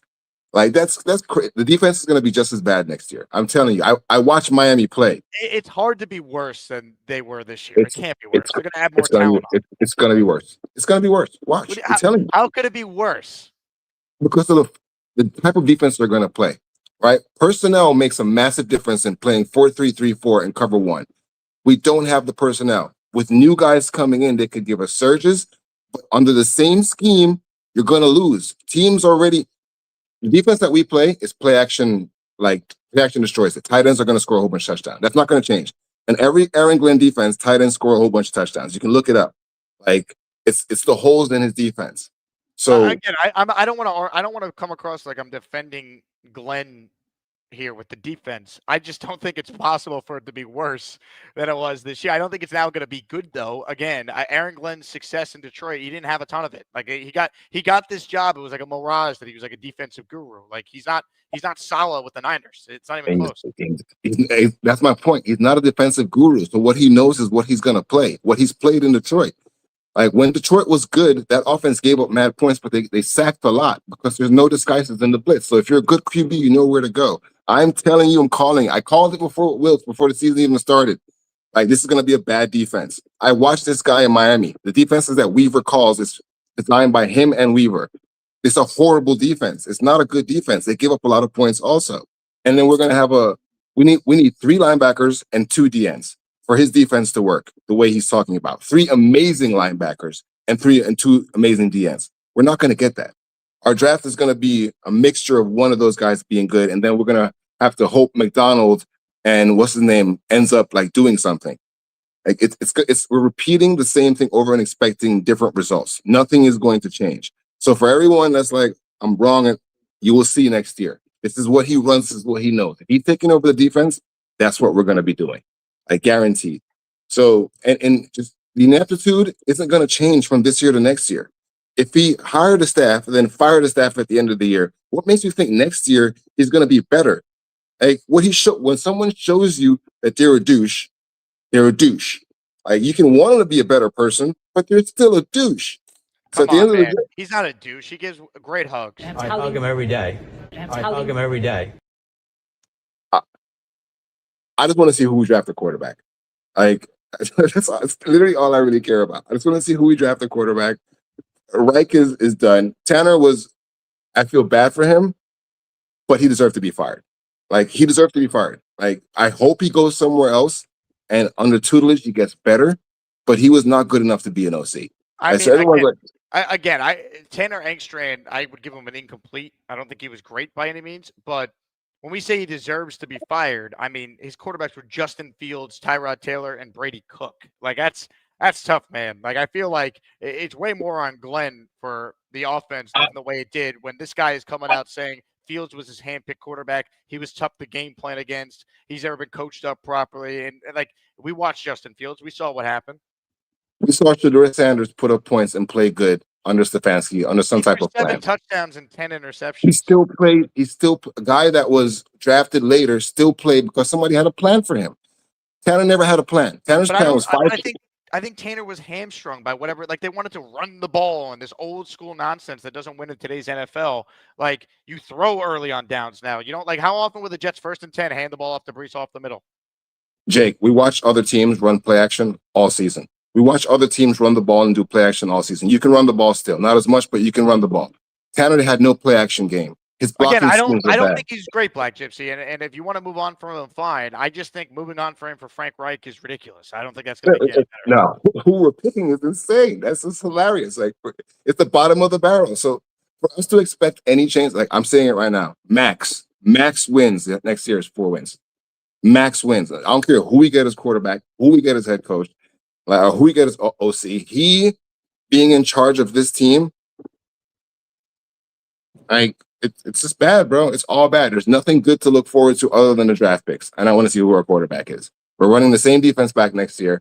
Hopefully the offense can be a little bit different, but I don't see us being able to score a whole bunch of points because it's the Jets.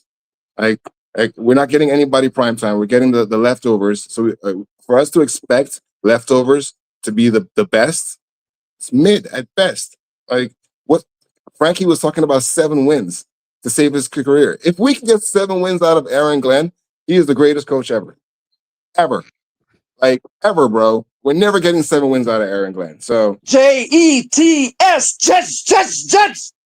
Never say never, Black Gypsy. Good call. Look, I don't disagree, but I just think it is what it is at this point. You know, like I think we're focused on the future. Like it's mind-boggling, man. They didn't need to go this way. It really didn't. I just gifted a membership. It's been a depressing show, but we do have the Duke of football, so I wanted to gift a membership in honor of the Duke. So we're now up to how many gifted memberships to the show? We've been pretty light today. We are up to 4 now on the show. If you want to enter the jersey raffle or get in our weekly raffle, now is the time. And since I gifted a membership, I get to choose what video shall play. Hit it, Gruden. It's Jets, Jets. I love Fireman Ed too. I'm just laughing at the fact that Aaron Glenn thought John Gruden would work for him. Funny. Question from Chad. Are you going to the Super Bowl? We will be live from San Fran starting Monday of next week from Radio Row. Last year, we had a slew of great guests on. Brandon Marshall, Connor Rogers. Who else do we have on? Sean Stiletto. I'm just trying to think of our guest list last year. We had a lot of Brian Baldinger joined us. I'm trying to think of the one specifically with Jets ties. We had Kaz on. We'll have next week, I'm sure, Caparoso and Connor Rogers on again. They'll both be out there for work. We'll have some big NFL insider people on as well. Everyone's there. So it'll be it'll be good. You never know who's going to be dropping by too. So next week will be a lot of fun, and the internet will be better than what Mobile provided. That is for sure. Joe the Jet says, honest question, Jake, is Garrett on the team in 2027? I will say yes. I will still say yes. Now, you're really going to test that theory, though, if the Jets are 3 wins this year. You think he's going to put up with it? He's going to be disgusted with it. Mace B says, any theory why the late unusual firings by Glenn? Because he's in over his head. That's why. He doesn't have a plan. Man with a rake says he gave a dude $30 million guaranteed, and the guy's a healthy scratch after 9 games, yielding the Jets virtually nothing for $30 million. How can he survive that? Well, because Woody loves him. Woody's the biggest bootlicker there is. Well, he's a bootlicker, Glenn butt sniffer, putting perfume on a pig and telling Jake, check to say he's a bootlicker, Aaron Glenn truther, holding out a rope and trying to sell us on this shit show. James says, just caught my March for Arch shirt. Did you get a tank? What'd you get? You got your March for Arch tank. I love it. But we have a tank for Arch tank. Let's see what you got, James. Let me check my notifications here. He got the tank for Arch tank top. Well done, James. Well done. You're in the raffle for 5. Anyone who does it during the show and lets me know, I put you in. So, James, I got you in for 5. Thank you very much for supporting the program. All right, more of your calls right now. Appreciate everyone holding. I promise if you're on hold, you are guaranteed to get on, so just stick with me because we had 2 guests here, so we're a little behind with some of the calls, but I got time, and we got Jets content to certainly discuss. Ladies and gentlemen, up next on today's show is a man who wanted an intro really badly. He wanted one. And finally, not only did he get one, but he got 2. Gator, I don't understand why I don't have an intro. Gator, I need an intro, buddy. A cool intro, please. I've been calling in, supporting Jake for over 4 years. You got Adam is too cool, Papa 73, and I don't understand why you won't create one. Women. You have no sense of humor. That's the problem. I don't. When you have a sense of humor, then you can have an intro. I'm worthy of an intro. All right, fine. I don't understand why I don't have an intro. Hey, Jake. Hello, Rob. Jake, it's just, I don't know, just floors me that there's still people who have even a shred of hope that Aaron Glenn is still going to become a good coach. It's comical, but I can't laugh right now because I'm so sad of the state of this team right now. But I don't get anyone who even thinks that this guy can still pull a miracle and be a good coach. I mean, everything that we've seen. Look at BT, Brandon Turner, who had an interview with you. What was it, about a week and a half ago?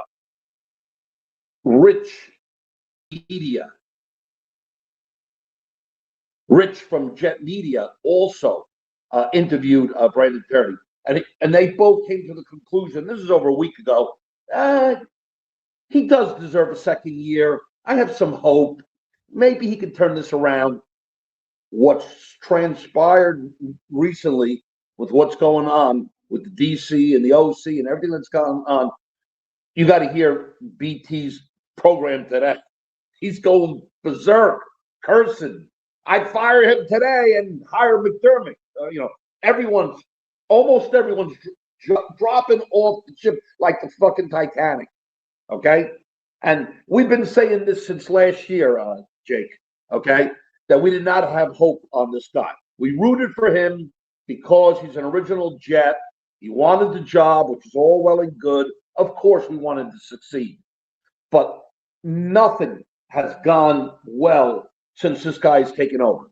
I mean, he's horrible with the media. He's horrible decision maker. He claims that, the last 4 minutes of the game, that's where he is elite. The total opposite. And then you have him arguing with his best receiver because he didn't even try a Hail Mary. Or a 53-yard field goal at the end of the first half. Yeah, I mean, everyone knows how awful the first year was. And I think if you were a Jet fan, Rob, who was looking for some hope, you'd want to see a head coach who clearly has learned from his mistakes and had a real plan to fix his mistakes. And just the way everything has been handled with firing Engstrand on January 27th And now you interview a defensive coordinator candidate that was not part of your original list yesterday. And then today he's hired, and it's, oh, Glenn's going to call the defense now. And people are reporting that wasn't the original plan going in. It's like you feel like this guy is just way over his head. And for Woody to keep him for another year and raise season ticket prices, I don't know how any Jet fan in good faith can sit here and try and support this product. Like, it's embarrassing. I think Neil is right. We got to go all to Jet Drive over there, a contingency of people over there, and show them how we really feel about purchasing tickets unless they do the right fucking thing. And I'll tell you this, Jake. You're not going to agree with me, but I will say this. I do want Ty Simpson. I know he doesn't know how to coach him up. I get that. Now, if they get right, if they hire Reich, and they get Simpson. Now, would I ever want Simpson second pick overall? Hell no. No, I'm not saying that. Would I go as high as 16? I think I would. I would hope that he would come later. Sorry about that, Jake.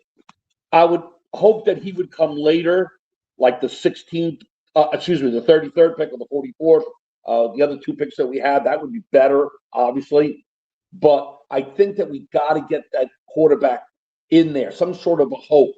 Now, I listened to a couple of podcasts, and they were talking about that Jacoby Brissett would be a guy, even though he's under contract and them changing, he could possibly be gotten with a trade or a draft pick.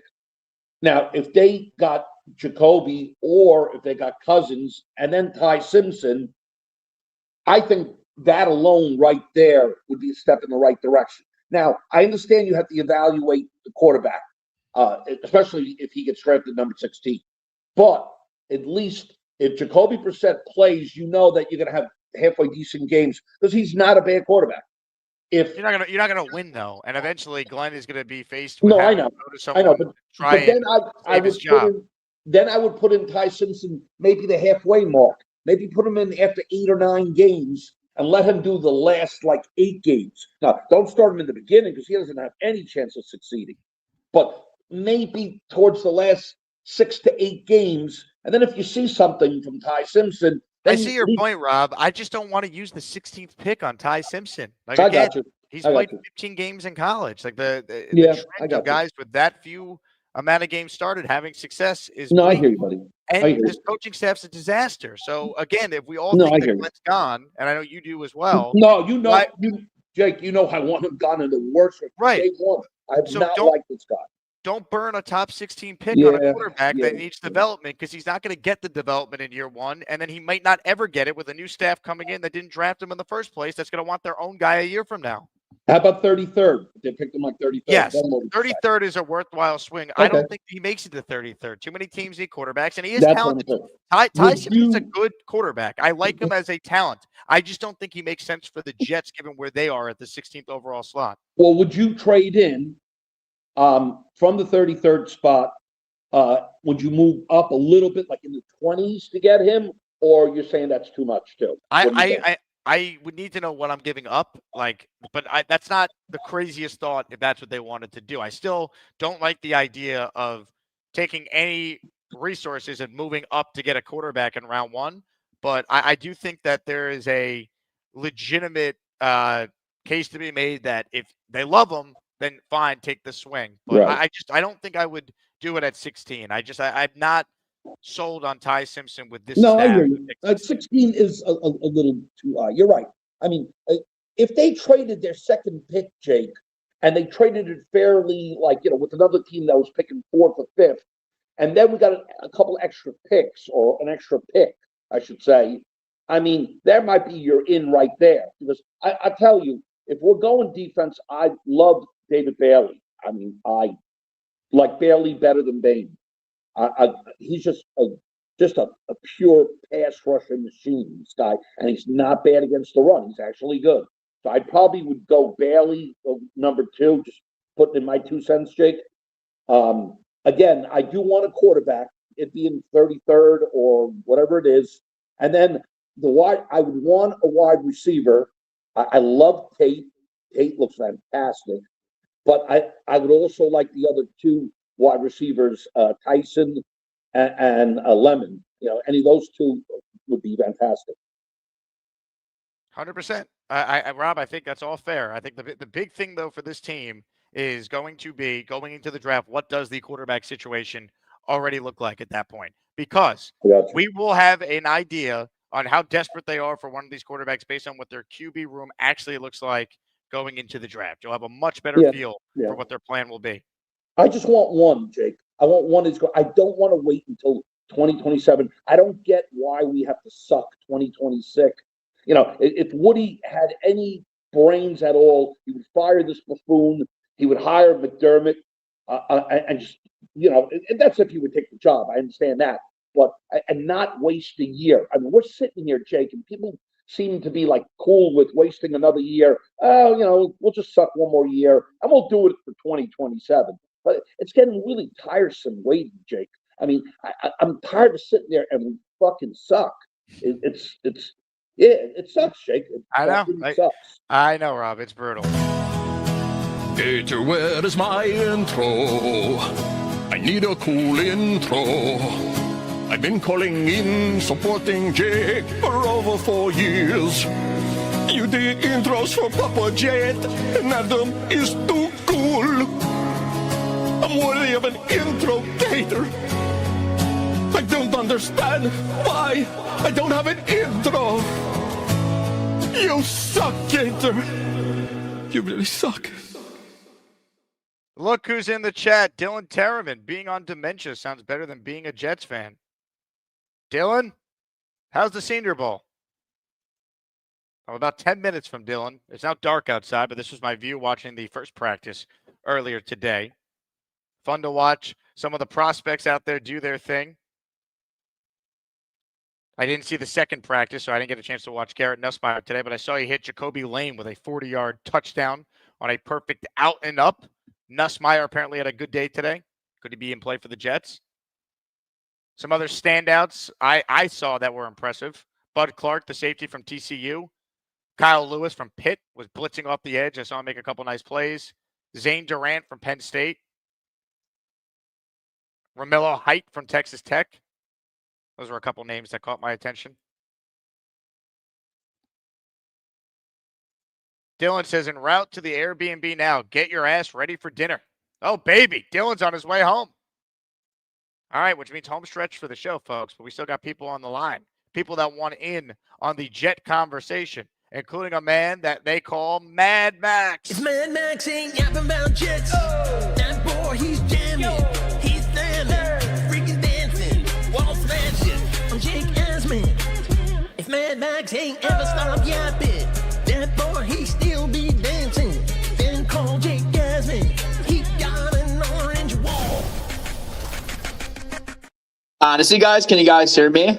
Sydney Sweeney's underwear. Oh man, did you see that new defensive coordinator? Probably it's very honestly, Jake. If I was going to grade him as an unknown. I don't know. He's worked at Aaron Glenn, but do you really think this guy's going to coach the defense? Like as Black Gypsy says, the Dolphins defense on Anthony Weaver was terrible. So really, the grade was unknown. But honestly, for those people that defend Glenn, why are you still defending him? Like honestly, what has he done well as a head coach? Our defense is a total shit show. Our offense, is okay, but Tanner just should not have been fired. Aaron Glenn's over his head. Honestly, to the bootlickers, what has he done well? And then for my sports takes of the week, so good deal by the Yankees. Signed Cody Bellinger to that offer. And then for the Knicks, nice 2-game winning streak, but they need to play better, Jake. And then hold on a second, Mad Max. The week is not over. Why are we getting your sports takes for the week? I always want to get sports takes every week, Jake. But honestly, the week's not over. I want your sports takes on Friday, not on Wednesday. That's true. But maybe, you know what? Maybe I'll move my sports takes to Friday. I want to watch 2 more days of sports takes. Then, honestly, for my Jets' sake of the day, you know what? I don't think we should have not fired Engstrom. He wasn't that bad of a coordinator, honestly. But honestly, it's Beast Online because I want him to rate this dinner. Where'd you go, Mad Max? You just caught out there. What are we doing here with Mad Max? What are you guys' opinion on me doing a backflip through this orange wall? Honestly, Ladies and gentlemen, Mad Max's dinner is now on the line. Hello, Mad Max. This is my dinner tonight. So, Beast, this is Charlie Cornet, and I had a little cornbread. So, honestly, Beast, what do you guys rate my dinner out of 10? What would you rate, Jake?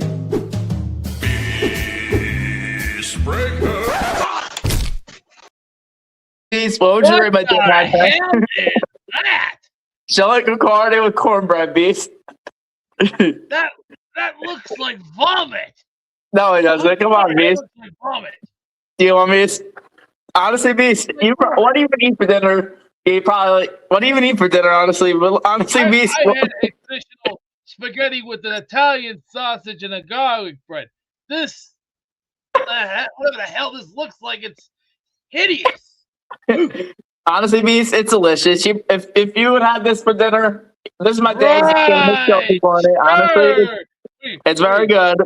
You're smoking the funny cigarettes all of a sudden. Were you blind?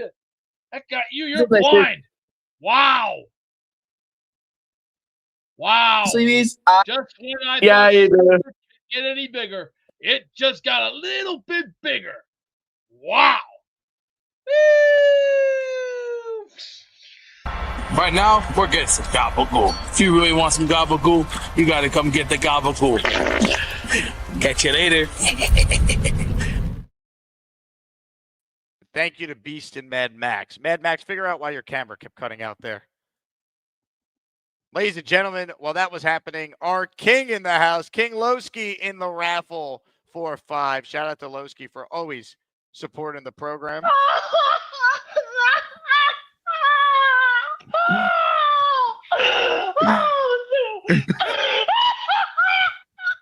Hell yeah. Shout out to King Lowski. If you got a membership from him, make sure you say thank you. We're counting raffle names. So last chance here.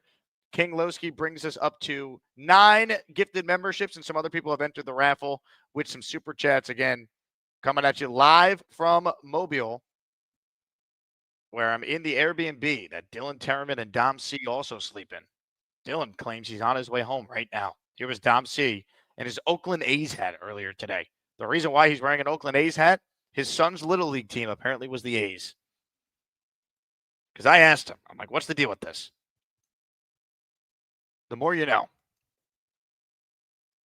Ladies and gentlemen, before we wrap up, let's check in with a man who always has an opinion on everything. What is his opinion on the state of the Jets? We find out now. Knockouts don't matter if you land enough jabs. You can do a music.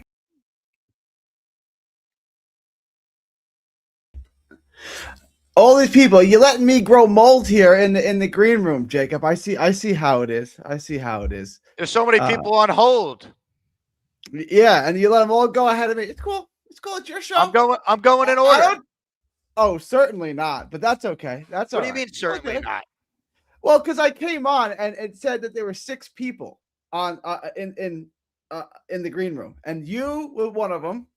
Frankie was one of them, and then there were 4 others. And I'm like, you let 6 guys go ahead of me. It's all good. It's all good, Jake. It's your show. You run your show however you feel I don't necessary. believe you're accurate with that, because we also had Nick Faria on and Frankie. Did you mention Frankie? You mentioned one of them? Yeah, I said Frankie. Whatever. Yeah, and then but I Beast is came on. always I came on after Nick, so Nick was gone by that time. I can't believe you're that offended by this.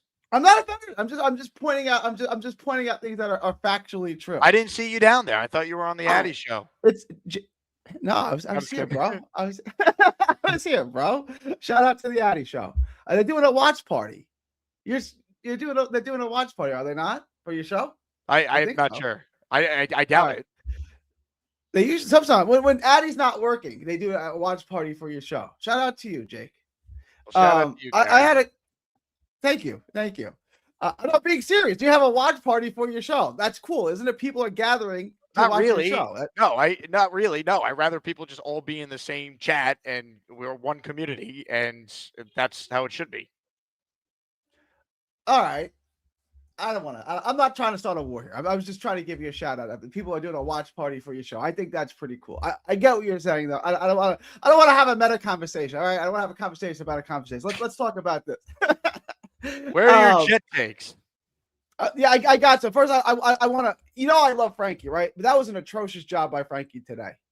First off, the accommodations. That's why you got to get married, right? I've talked about this before. Like, he's trying to blame Airbnb for his failures. If you got married, your wife would have handled it. She would have got you a place right by the restaurants, right by where you were trying to go. That was really nice for a third of the price you paid. When you do it yourself, you're going to get crap, right? That's why you need to get married. That's like one of the major perks of getting married is the travel accommodations. The girls are going to do a way better job. They're way more attention to detail. That's one. And then his credentials. Come on, they have a protocol. They're not going to break the protocol because you want your credential 5 minutes early. They could get in trouble. Like, if you come on, it's always the Italian that does that too. Am I wrong? Oh, you just give it to me. Can you just break the rule for me? It's like, no. The protocol says 12:30. It's 12:25. Wait 5 minutes. Come on, Frankie. You're gonna get the person in trouble because you want your credential 5 minutes early. That's a bad look. They got a protocol. They're not gonna break their protocol for you. That's an atrocious job. So that was across the board. Bad job, Frankie. All right. Now that we spent 5 minutes on Frankie and the Addy show, what else do you have? I don't want to be the bearer of bad news here, but I think Aaron Glenn is Woody's man. And you asked a very interesting question. Do you think Aaron Glenn will be here in 2027? I think the answer is going to be yes. I think he's going to get to see this thing through for at least 3 years. I think he's going to get to pick his quarterback next year and then get at least a year with that. I know this is not what you guys want to hear, and it's not what I want to be saying, but like, he's getting more power. Like, everyone else is going and he is staying.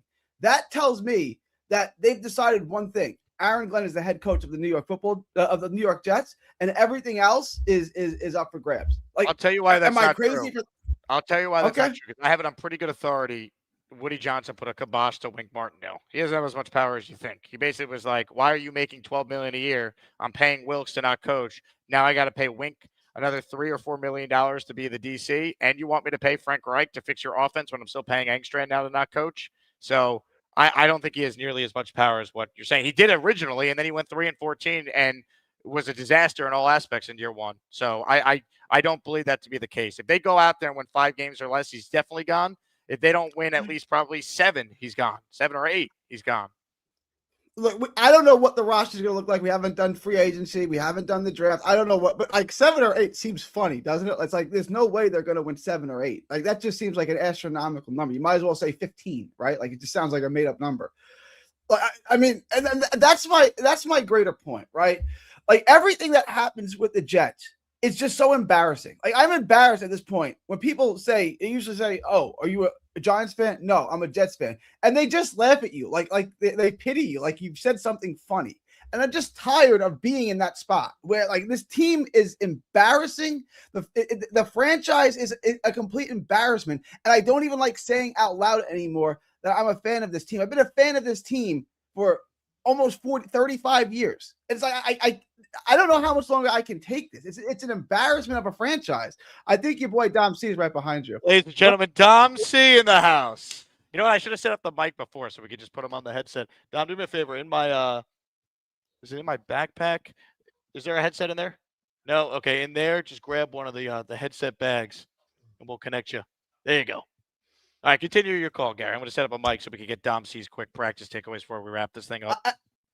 So I have like one of 2 possible solutions, because the Jets are an important franchise to the NFL because they play in the world's largest television market. Is it possible that they can do such a bad job that the NFL forces Woody to sell? Like, I'm being serious. You're too embarrassing. You're not competent. And they put in a bylaw that you have to show some competence, and Woody doesn't show that competence, and the NFL forces the Woody to sell the Jets. Here's why. Because the other owners love that Woody's incompetent. I know, because it's one easy. They don't need him to make a ton of money. The Jets make a ton of money while being bad. The franchise value for the Jets is still among the most valuable in professional sports, if you can believe that. They love having a dumb owner remain because it's easy for their teams to get a win. Stephen Ross, Robert Kraft, the Pagulas, they love Woody. They love him. They know that the Jets are going to continue to be a doormat in all likelihood as long as he owns the team. At least that's the last 15 years. So no, there will never be a hey, you get a guy because his team is bad. The only way a guy could be forced to sell is what happened with Dan Snyder with the Washington Redskins, or who's the guy that Donald the Sterling Clippers. Clippers. Yeah, Sterling. Yeah. like the NBA is trying to force the Wizards to move. I know it's not New York, but that's still a big market. Like Washington, Baltimore won't have a basketball team, right? Because the Wizards are wholly incompetent of running an NBA team. That's how the Jets are. Like I feel like the Jets are the Washington Wizards of the NBA. It's never good. You had a couple of decent years, but other than that, it's just embarrassing. Like when I was a kid, when I was 10, 12 years old, the Jets were atrocious. Then they got Parcells. They had a nice little era from the late 90s to the early 2000s, 2010, really, a 12-year run probably, where they were competitive. They were decent. But before that and after that, they've been this. They've been a complete disaster. Since the AFL-NFL merger from 1970 to now, they've won their division twice, Jake. That's 50 years. They have 2 division titles. I know. Like, at a certain point, it's like, what are we doing here? Like we have to figure some way to make this team not a laughing stock. It's too important to the brand. They play in the largest television market, and I get it. They're still making money. So Woody's happy. Woody's making money. The NFL, as long as they're making money, I guess the NFL doesn't really care. But I saw this with the Mets. When I was a kid, when I was like 5 years old, there were far more in New York Met fans than Yankee, not nationally, but in New York, there were more Met fans than Yankee fans.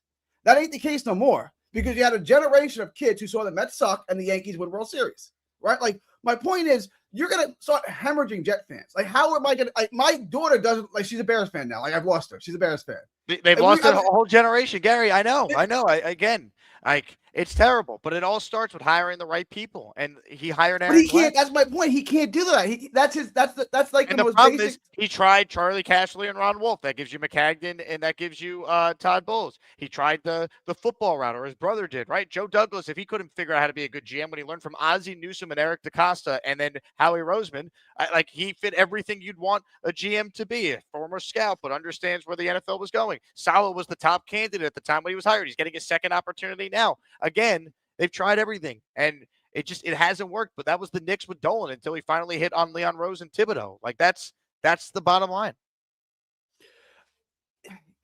Right, but the Knicks still had they had some decent years. They had the 1 year where Carmelo should have been MVP, which is the Jets equivalent of 2015, right? Only the Knicks made the playoffs and the Jets didn't. And they won a round. And they almost beat Indy in the second round. Like they were good. They were a good team that year. They were good. But you get my point. You understand what I'm saying? I do. Like ultimately, it comes down to the people you hire. Do you think the Pagulas are brilliant football people? Did you listen to their owner Terry at that press conference last week? He sounded like a buffoon. But again, he had it right with Bean and McDermott for a while, and they have Josh Allen. Like these owners are not that smart.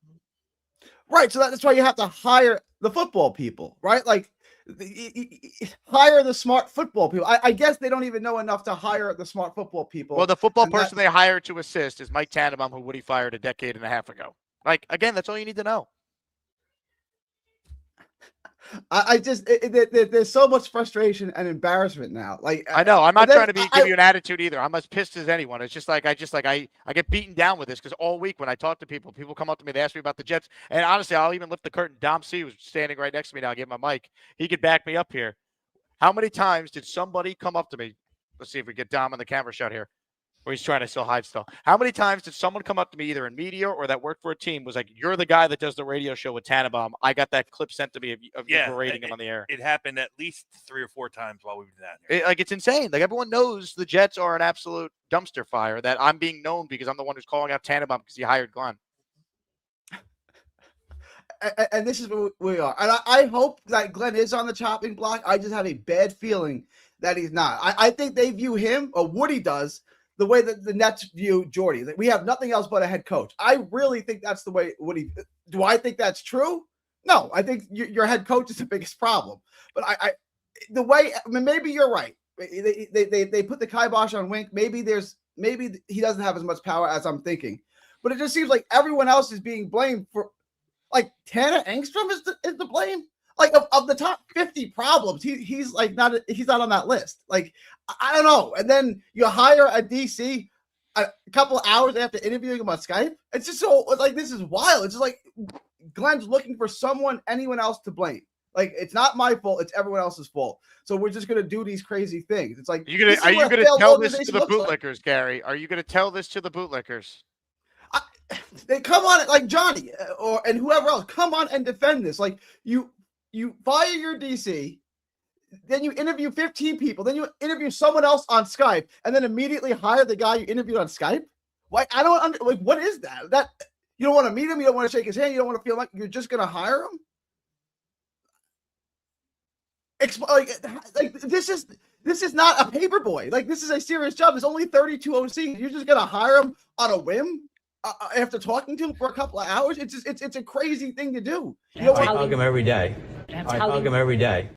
It's all about the hugs. Come on. Hey, can I just ask something to what Gary's saying? Like, doesn't it make sense? Or I shouldn't say make sense, but doesn't it kind of the process has been so flawed this whole entire time, this whole entire offseason, that it doesn't surprise me that they hired somebody based solely on what he said in a virtual meeting.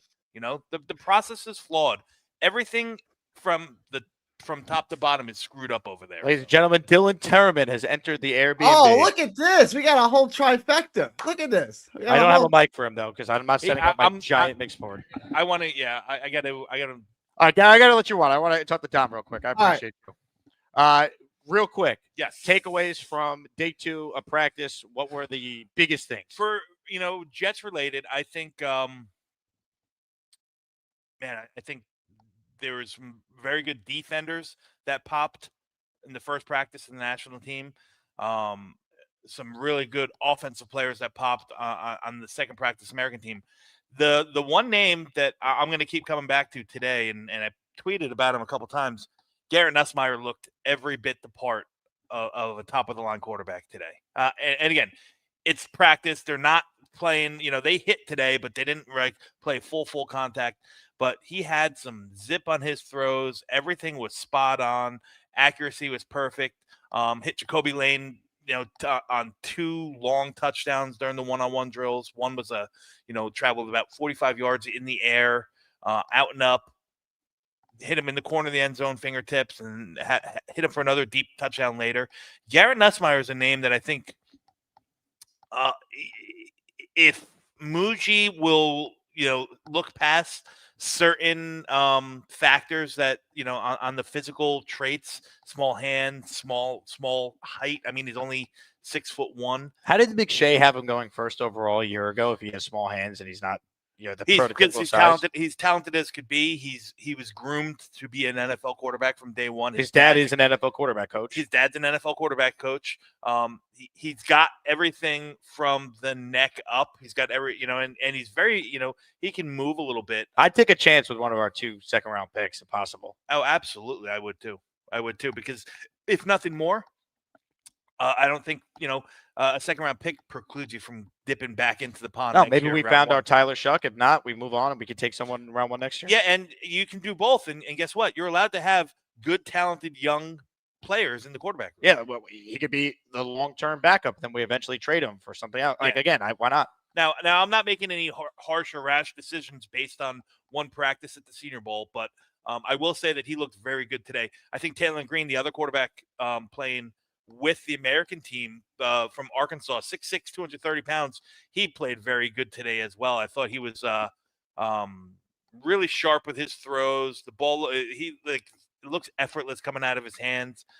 And he's like a gazelle on the field, like these long strides. He runs, he's fast. He's a dual threat guy. Really like what he did. Malachi Fields, the wide receiver from Notre Dame, probably had the catch of the day. If you follow me on Twitter at DC_NYJets, you'll see the clip. Can we get you a better Twitter handle, by the way? It should be like Dom C draft or something like that. I guess. Or Dom C Jet X or something. Why? NYJets? Your handles is confusing. It's hard to find. I was trying to follow along with your tweets earlier. I'm like, what the heck is his Twitter handle? DC, my initials. Right. At underscore. At or underscore? Or no, underscore. This is what I mean. If it was just Dom C, 1969 or something. Yeah, we'll think about that. But Malachi Fields, I posted a video. I happened to get the clip right then and there as it happened. Beautiful catch. He caught everything today. Really, really impressive. 6'2", 235 pounds. And they've been playing him inside a lot, like Atlanta does with Drake London, kind of like that big slot thing. And I think it's going to really, really bode well for him in the NFL. So those are 2 guys, Nussmeier, Malachi Fields in the afternoon practice, the early practice. I think Zane Durant, the defensive tackle from Penn State, was unblockable. Who's the guy from Pittsburgh I liked? Lewis. Lewis was Louis. good. Louis. Yeah, Louis. Lewis. Kevin Lewis, linebacker, undersized, 5'10", 220 pounds. Jacob Rodriguez, I also like from Texas Jacob Tech. Rodriguez is every bit of the player he looked like at Texas Tech this year. He just is a football player. He makes plays. I had me and DT had a really good 5-minute talk with him this morning. I'm going to edit that and get that out. What is the YouTube channel, Dom? The YouTube channel is Project Prospect with Dom C. You can check all my information there. You can also find all my draft content written at jetsxfactor.com. So follow along, man. Jacob Rodriguez was your 8th rated linebacker. He was. You have a 3rd round grade on him as of now. Are you bumping him after watching him in person? No, I'm not going to bump anybody based on what they're doing this week, but I will rewatch some guys. Jacob Rodriguez being one, Zane Durant, the Penn State defensive lineman, who I think has been unstoppable. He's another one that I'll rewatch. Anything else stand out? Cole Payton, the lefty from North Dakota State, man. He had he's stacking good days. I love him. Also, how high is Dylan already? Because he came in, he wanted nothing to do with coming on the show. He had to go out there. I don't know. I think he had to get his smoke on. I think he wanted to beat you to the showers. You think so? I do. I think it's because he wants to get his smoke on. Maybe that too. I don't judge him. Who knows? He's a weedsman, as they say. That's right. Dom C, everyone. He's been great all week. Ideally, we would be able to do even more draft talk, but the Jets are the Jets. They fire an OC yesterday on day 1. They hire a DC on day 2. It happens every year. It's not the first time where the Jets has taken over Senior Bowl week, but I digress. You excited for the Duke, by the way? The Duke of football? I know nothing about him. I got to be honest with you. I know nothing about his background. I'm looking forward to digging into him a little bit. But there he is. He's the Duke of Florham Park. The Duke of defense. The Duke of defense. I love it. It's a handsome fella. I'm going to go drop probably a dookie after the show. I've had to talk about the Jets for the last 2.5 hours. Your brain is dookie. Yeah, my brain is definitely dookie. Dom C, everyone. Thanks, guys. One of the all-time greats. All right, I'm going to do the raffle shortly here. We'll wrap up the show. I know there's a couple people left on hold. So let's say hello to a man where you guess the location where he is calling from. Ladies and gentlemen, it's time.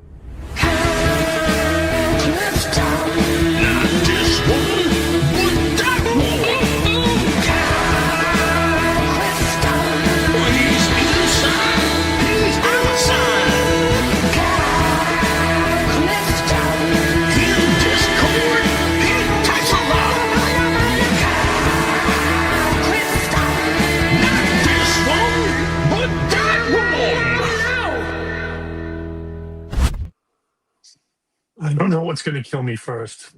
This commute or this football team. It's going to be close. I apologize for both of those things in your life, Kyle. Yes. So, regarding what Rob was saying, it's not that the fan base is apathetic and they're willing to lose. We don't have a choice about losing this year. There's no way out. There is no exit. There is no path to victory in 2026. Simply put, the owner doesn't know what he's doing. He's a trustafarian who, did 1 year of interning at Johnson & Johnson, started his own private investment company, and has been involved in, private, basically philanthropic concerns ever since. He's gone and bought ball teams, and he has no idea what he's doing in the business sphere. No clue. Zero. Silch.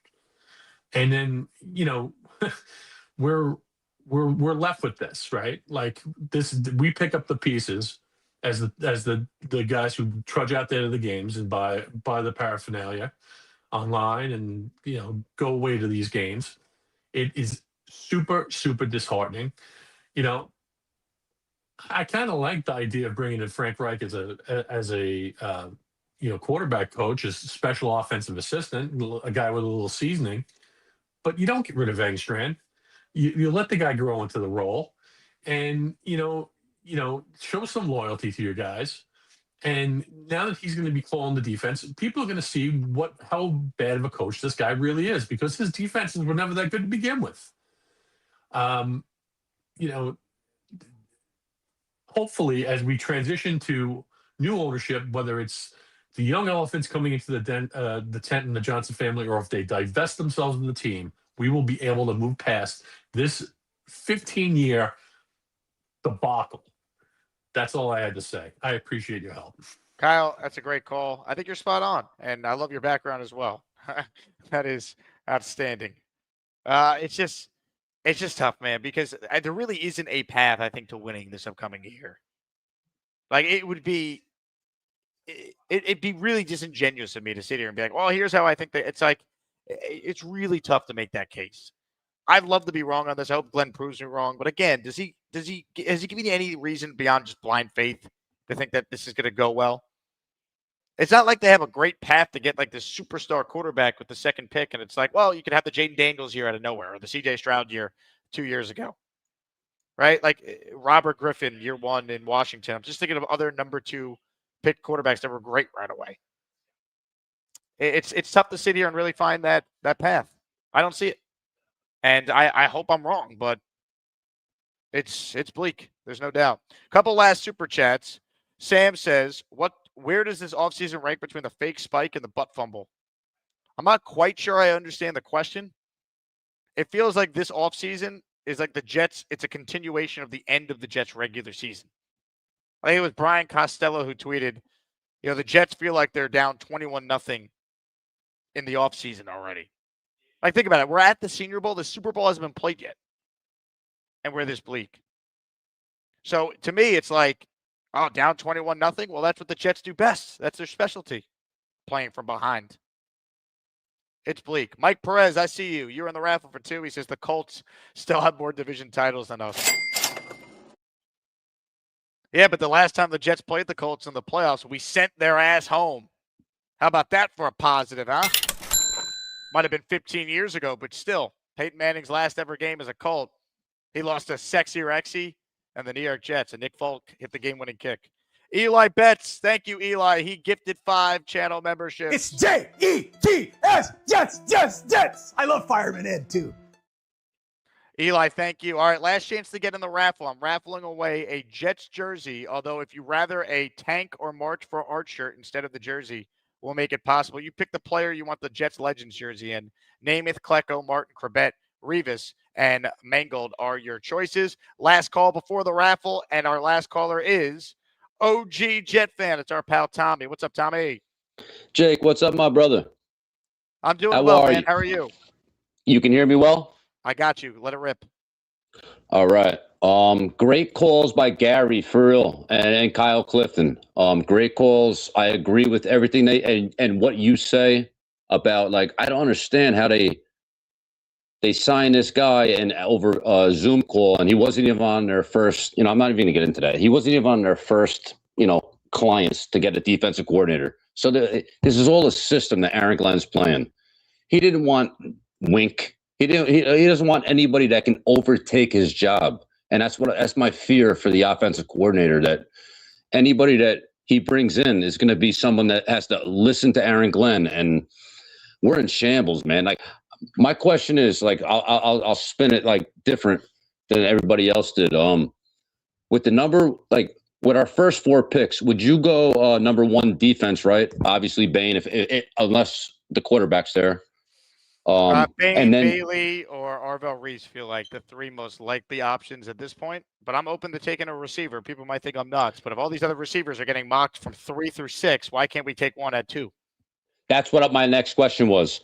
Do you think our wide receiver should be number 2? If I they believe love it someone, should be. I don't have a problem with it. Again, we've done the defensive thing so many times. Let's just dummy-proof our offense with whoever the quarterback is this year, and then ideally whoever the rookie is next year. Let's put them in the best situation ever that's ever been assembled for a rookie quarterback. Like, that'd be my dream. And Jake, one last question. What round would you think, if we do pick a quarterback, like if it's that little guy 5'9" or Ty Simpson, like how long will it last to the 2nd or 3rd round for either of these guys? Like, are we able to get that? Pavia is not going to go till the end of the draft, if at all. Not Pavia, the other guy from Ole Miss, the short quarterback, 5'9". Trinidad Chambliss. Well, we got to see if he's in Yes. the draft yet. We got to see if he wins his appeal to get a 6th year of college football eligibility. If he doesn't, he'll be in the draft. He could be end of round 1, second round for sure. And then I think a guy like Garrett Nussmeier, who had a good day today and a year ago was considered a number 1 pick in the draft type of player, he could be in play in the second round. Maybe the Jets fall in love with a quarterback we're not thinking of, and they are in position to maybe trade out of one of their second-round picks, acquire a third-round pick, and use that on someone. But I do think they're going to draft the quarterback, Tommy. I just don't think it's going to be at 2, and I at this point would be surprised if they took Ty Simpson at 16. And my last, with Ty Simpson and Trinidad, would you trade back into the second round with your picks to get that quarterback, just to solidify, at least bring along a quarterback, get a veteran, and bring something into the building, give our fan base something? You know what I mean? Trade up to would I trade back into round 1? I would need to know the cost. I'm not against it. I just would prefer to just wait and let's use our second round selections on a QB there. But you might not be able to. Ty Simpson, I don't think that's going to matter. He's going to be gone well before that would even become a thing. You think so? You think Ty Simpson's gone? I think someone's going to take him within the first 20 picks. I don't think he's going to be a guy like Dark Really? who was there at pick 26 for the Giants to trade back into round 1 and take. See, I never thought he'd make it past the first round, Ty Simpson. But I guess there's so many little quarterbacks in this draft that some team's going to take him, and the Jets can't. The Jets cannot develop a guy that played only 15 games and has no.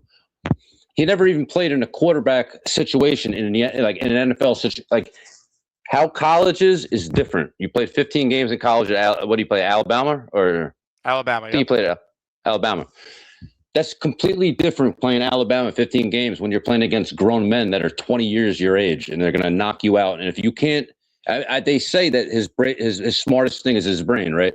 And he has a decent arm, but he lacks. I don't want. Okay, this is the last point. I don't want a 6'1", 6 foot tall, 5'10" quarterback. I want a Josh Allen, 6'4". Give me a solid beast that's going to run the ball and not care about getting hit. And Jake, last thing. My dad said to me, he's 70 years old. He's the one that brought me in to be a Jet fan.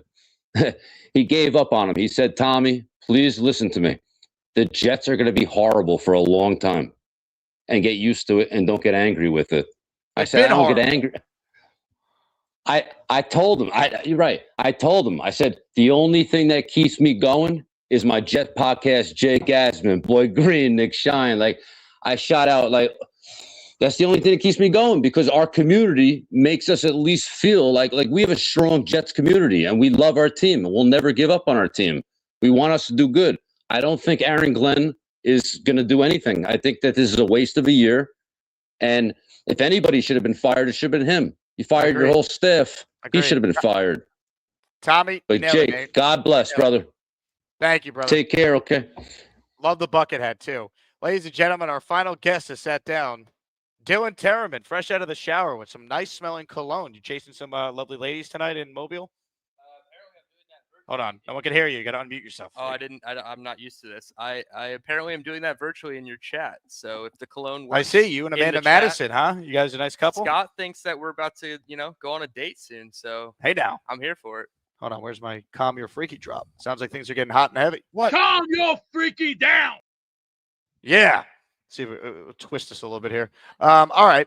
I'm going to do the raffle shortly here. But DT, can you give me, because I still got to shower too before we do dinner, can you give me in about a minute the big takeaways that you saw on the practice field today from the Senior Bowl? Yeah, I think the offensive line bounced back a little bit after the first day.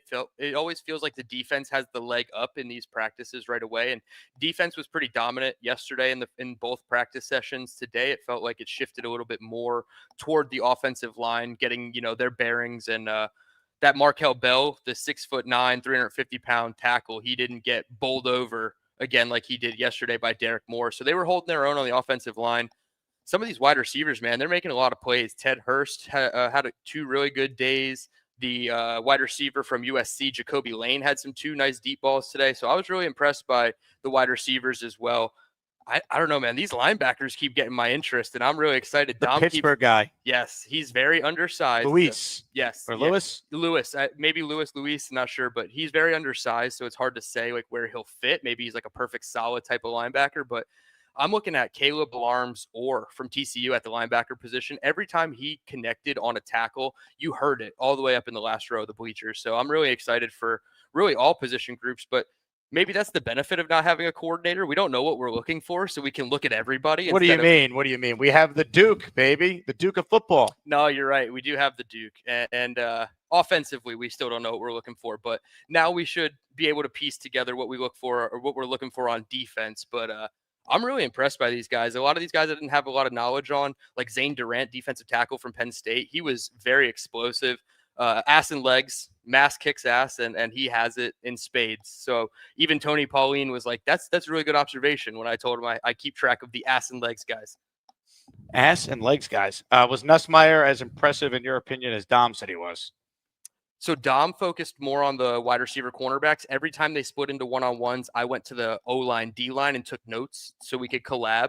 But if Dom said it, I believe it. In the team periods, I felt like he just did okay. I really like Taylon Green from Arkansas from that group specifically, but I don't think Nussmeier did anything bad. The one thing that I did see, and I don't know if it was his fault or the running back's fault, there was a fumble on an exchange in team period. But other than that, I mean, I think all these guys are holding their own. For the most part at the quarterback position, all 6 of them are doing a good job. Love it. All right, I'm going to do the raffle, and then we'll get ready for dinner. I'm excited. Will Parkinson. Yes, a sir. recommended restaurant by him, so if it sucks, we blame him. Yeah, he's really excited about it. So if he's excited, I'm excited. I've never had, like, I guess, authentic Japanese. So people in the comments are telling me what to eat. I'll eat it all at this point. You guys know me. Oh, you'll eat it all. You sicko. You are sick. Calm your freaky down. Yeah, that's me. Sick. That's me. Absolutely sick. Dylan Terriman, everybody. We appreciate DT for stopping by. All right. I am going to send things over to the man that will get us situated, get us ready for the raffle. Ladies and gentlemen, it's time. You tell me how crazy I am. I just took 4 chair headshots. Well, ladies and gentlemen, are we ready to take up the heat as 2026 begins with a hot, blazing fireball action of a brand new DC? Are we ready for some heat? Well, as they all say at WrestleMania and much more worldwide on this national televised broadcast, it is time to spin the 2026 Wheel of Champions. It's time to announce the winners of the weekly Asmaniac Raffle. Let's spin the Jake Asman Show Wheel of Champions and find out which Asmaniac is winning an epic prize. Oh, baby. What an intro, Beast. Job well done, buddy. Here we go. Tommy in the house with a gifted membership. Black Gypsy at the buzzer trying to get in. All right, let's add people. This is the best time to join the raffle because there's not a ton of entries in this one. OG Jets fan. Black Gypsy also in for one. Here we go. I'll make sure you guys get added to the weekly as well. Here we go. We're playing for a Jets jersey, or if you want, a March or tank for Art shirt or t-shirt or shirt or tank top, excuse me. Anyway, ladies and gentlemen, it is time. One spin to determine a winner. And the winner is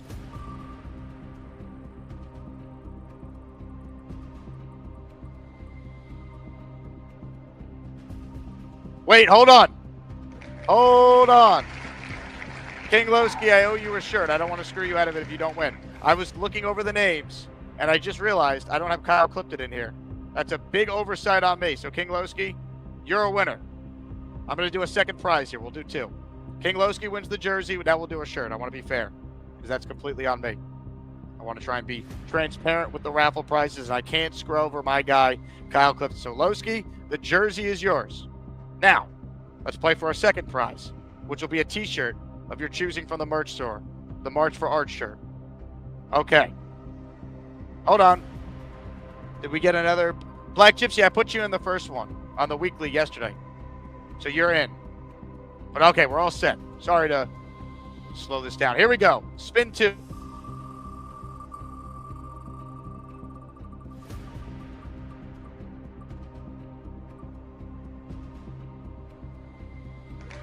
Chef Kevin, beautiful. Chef Kev, you're the man. We will get you a March for Art shirt. Let's go. Give it to him, Fireman Ed.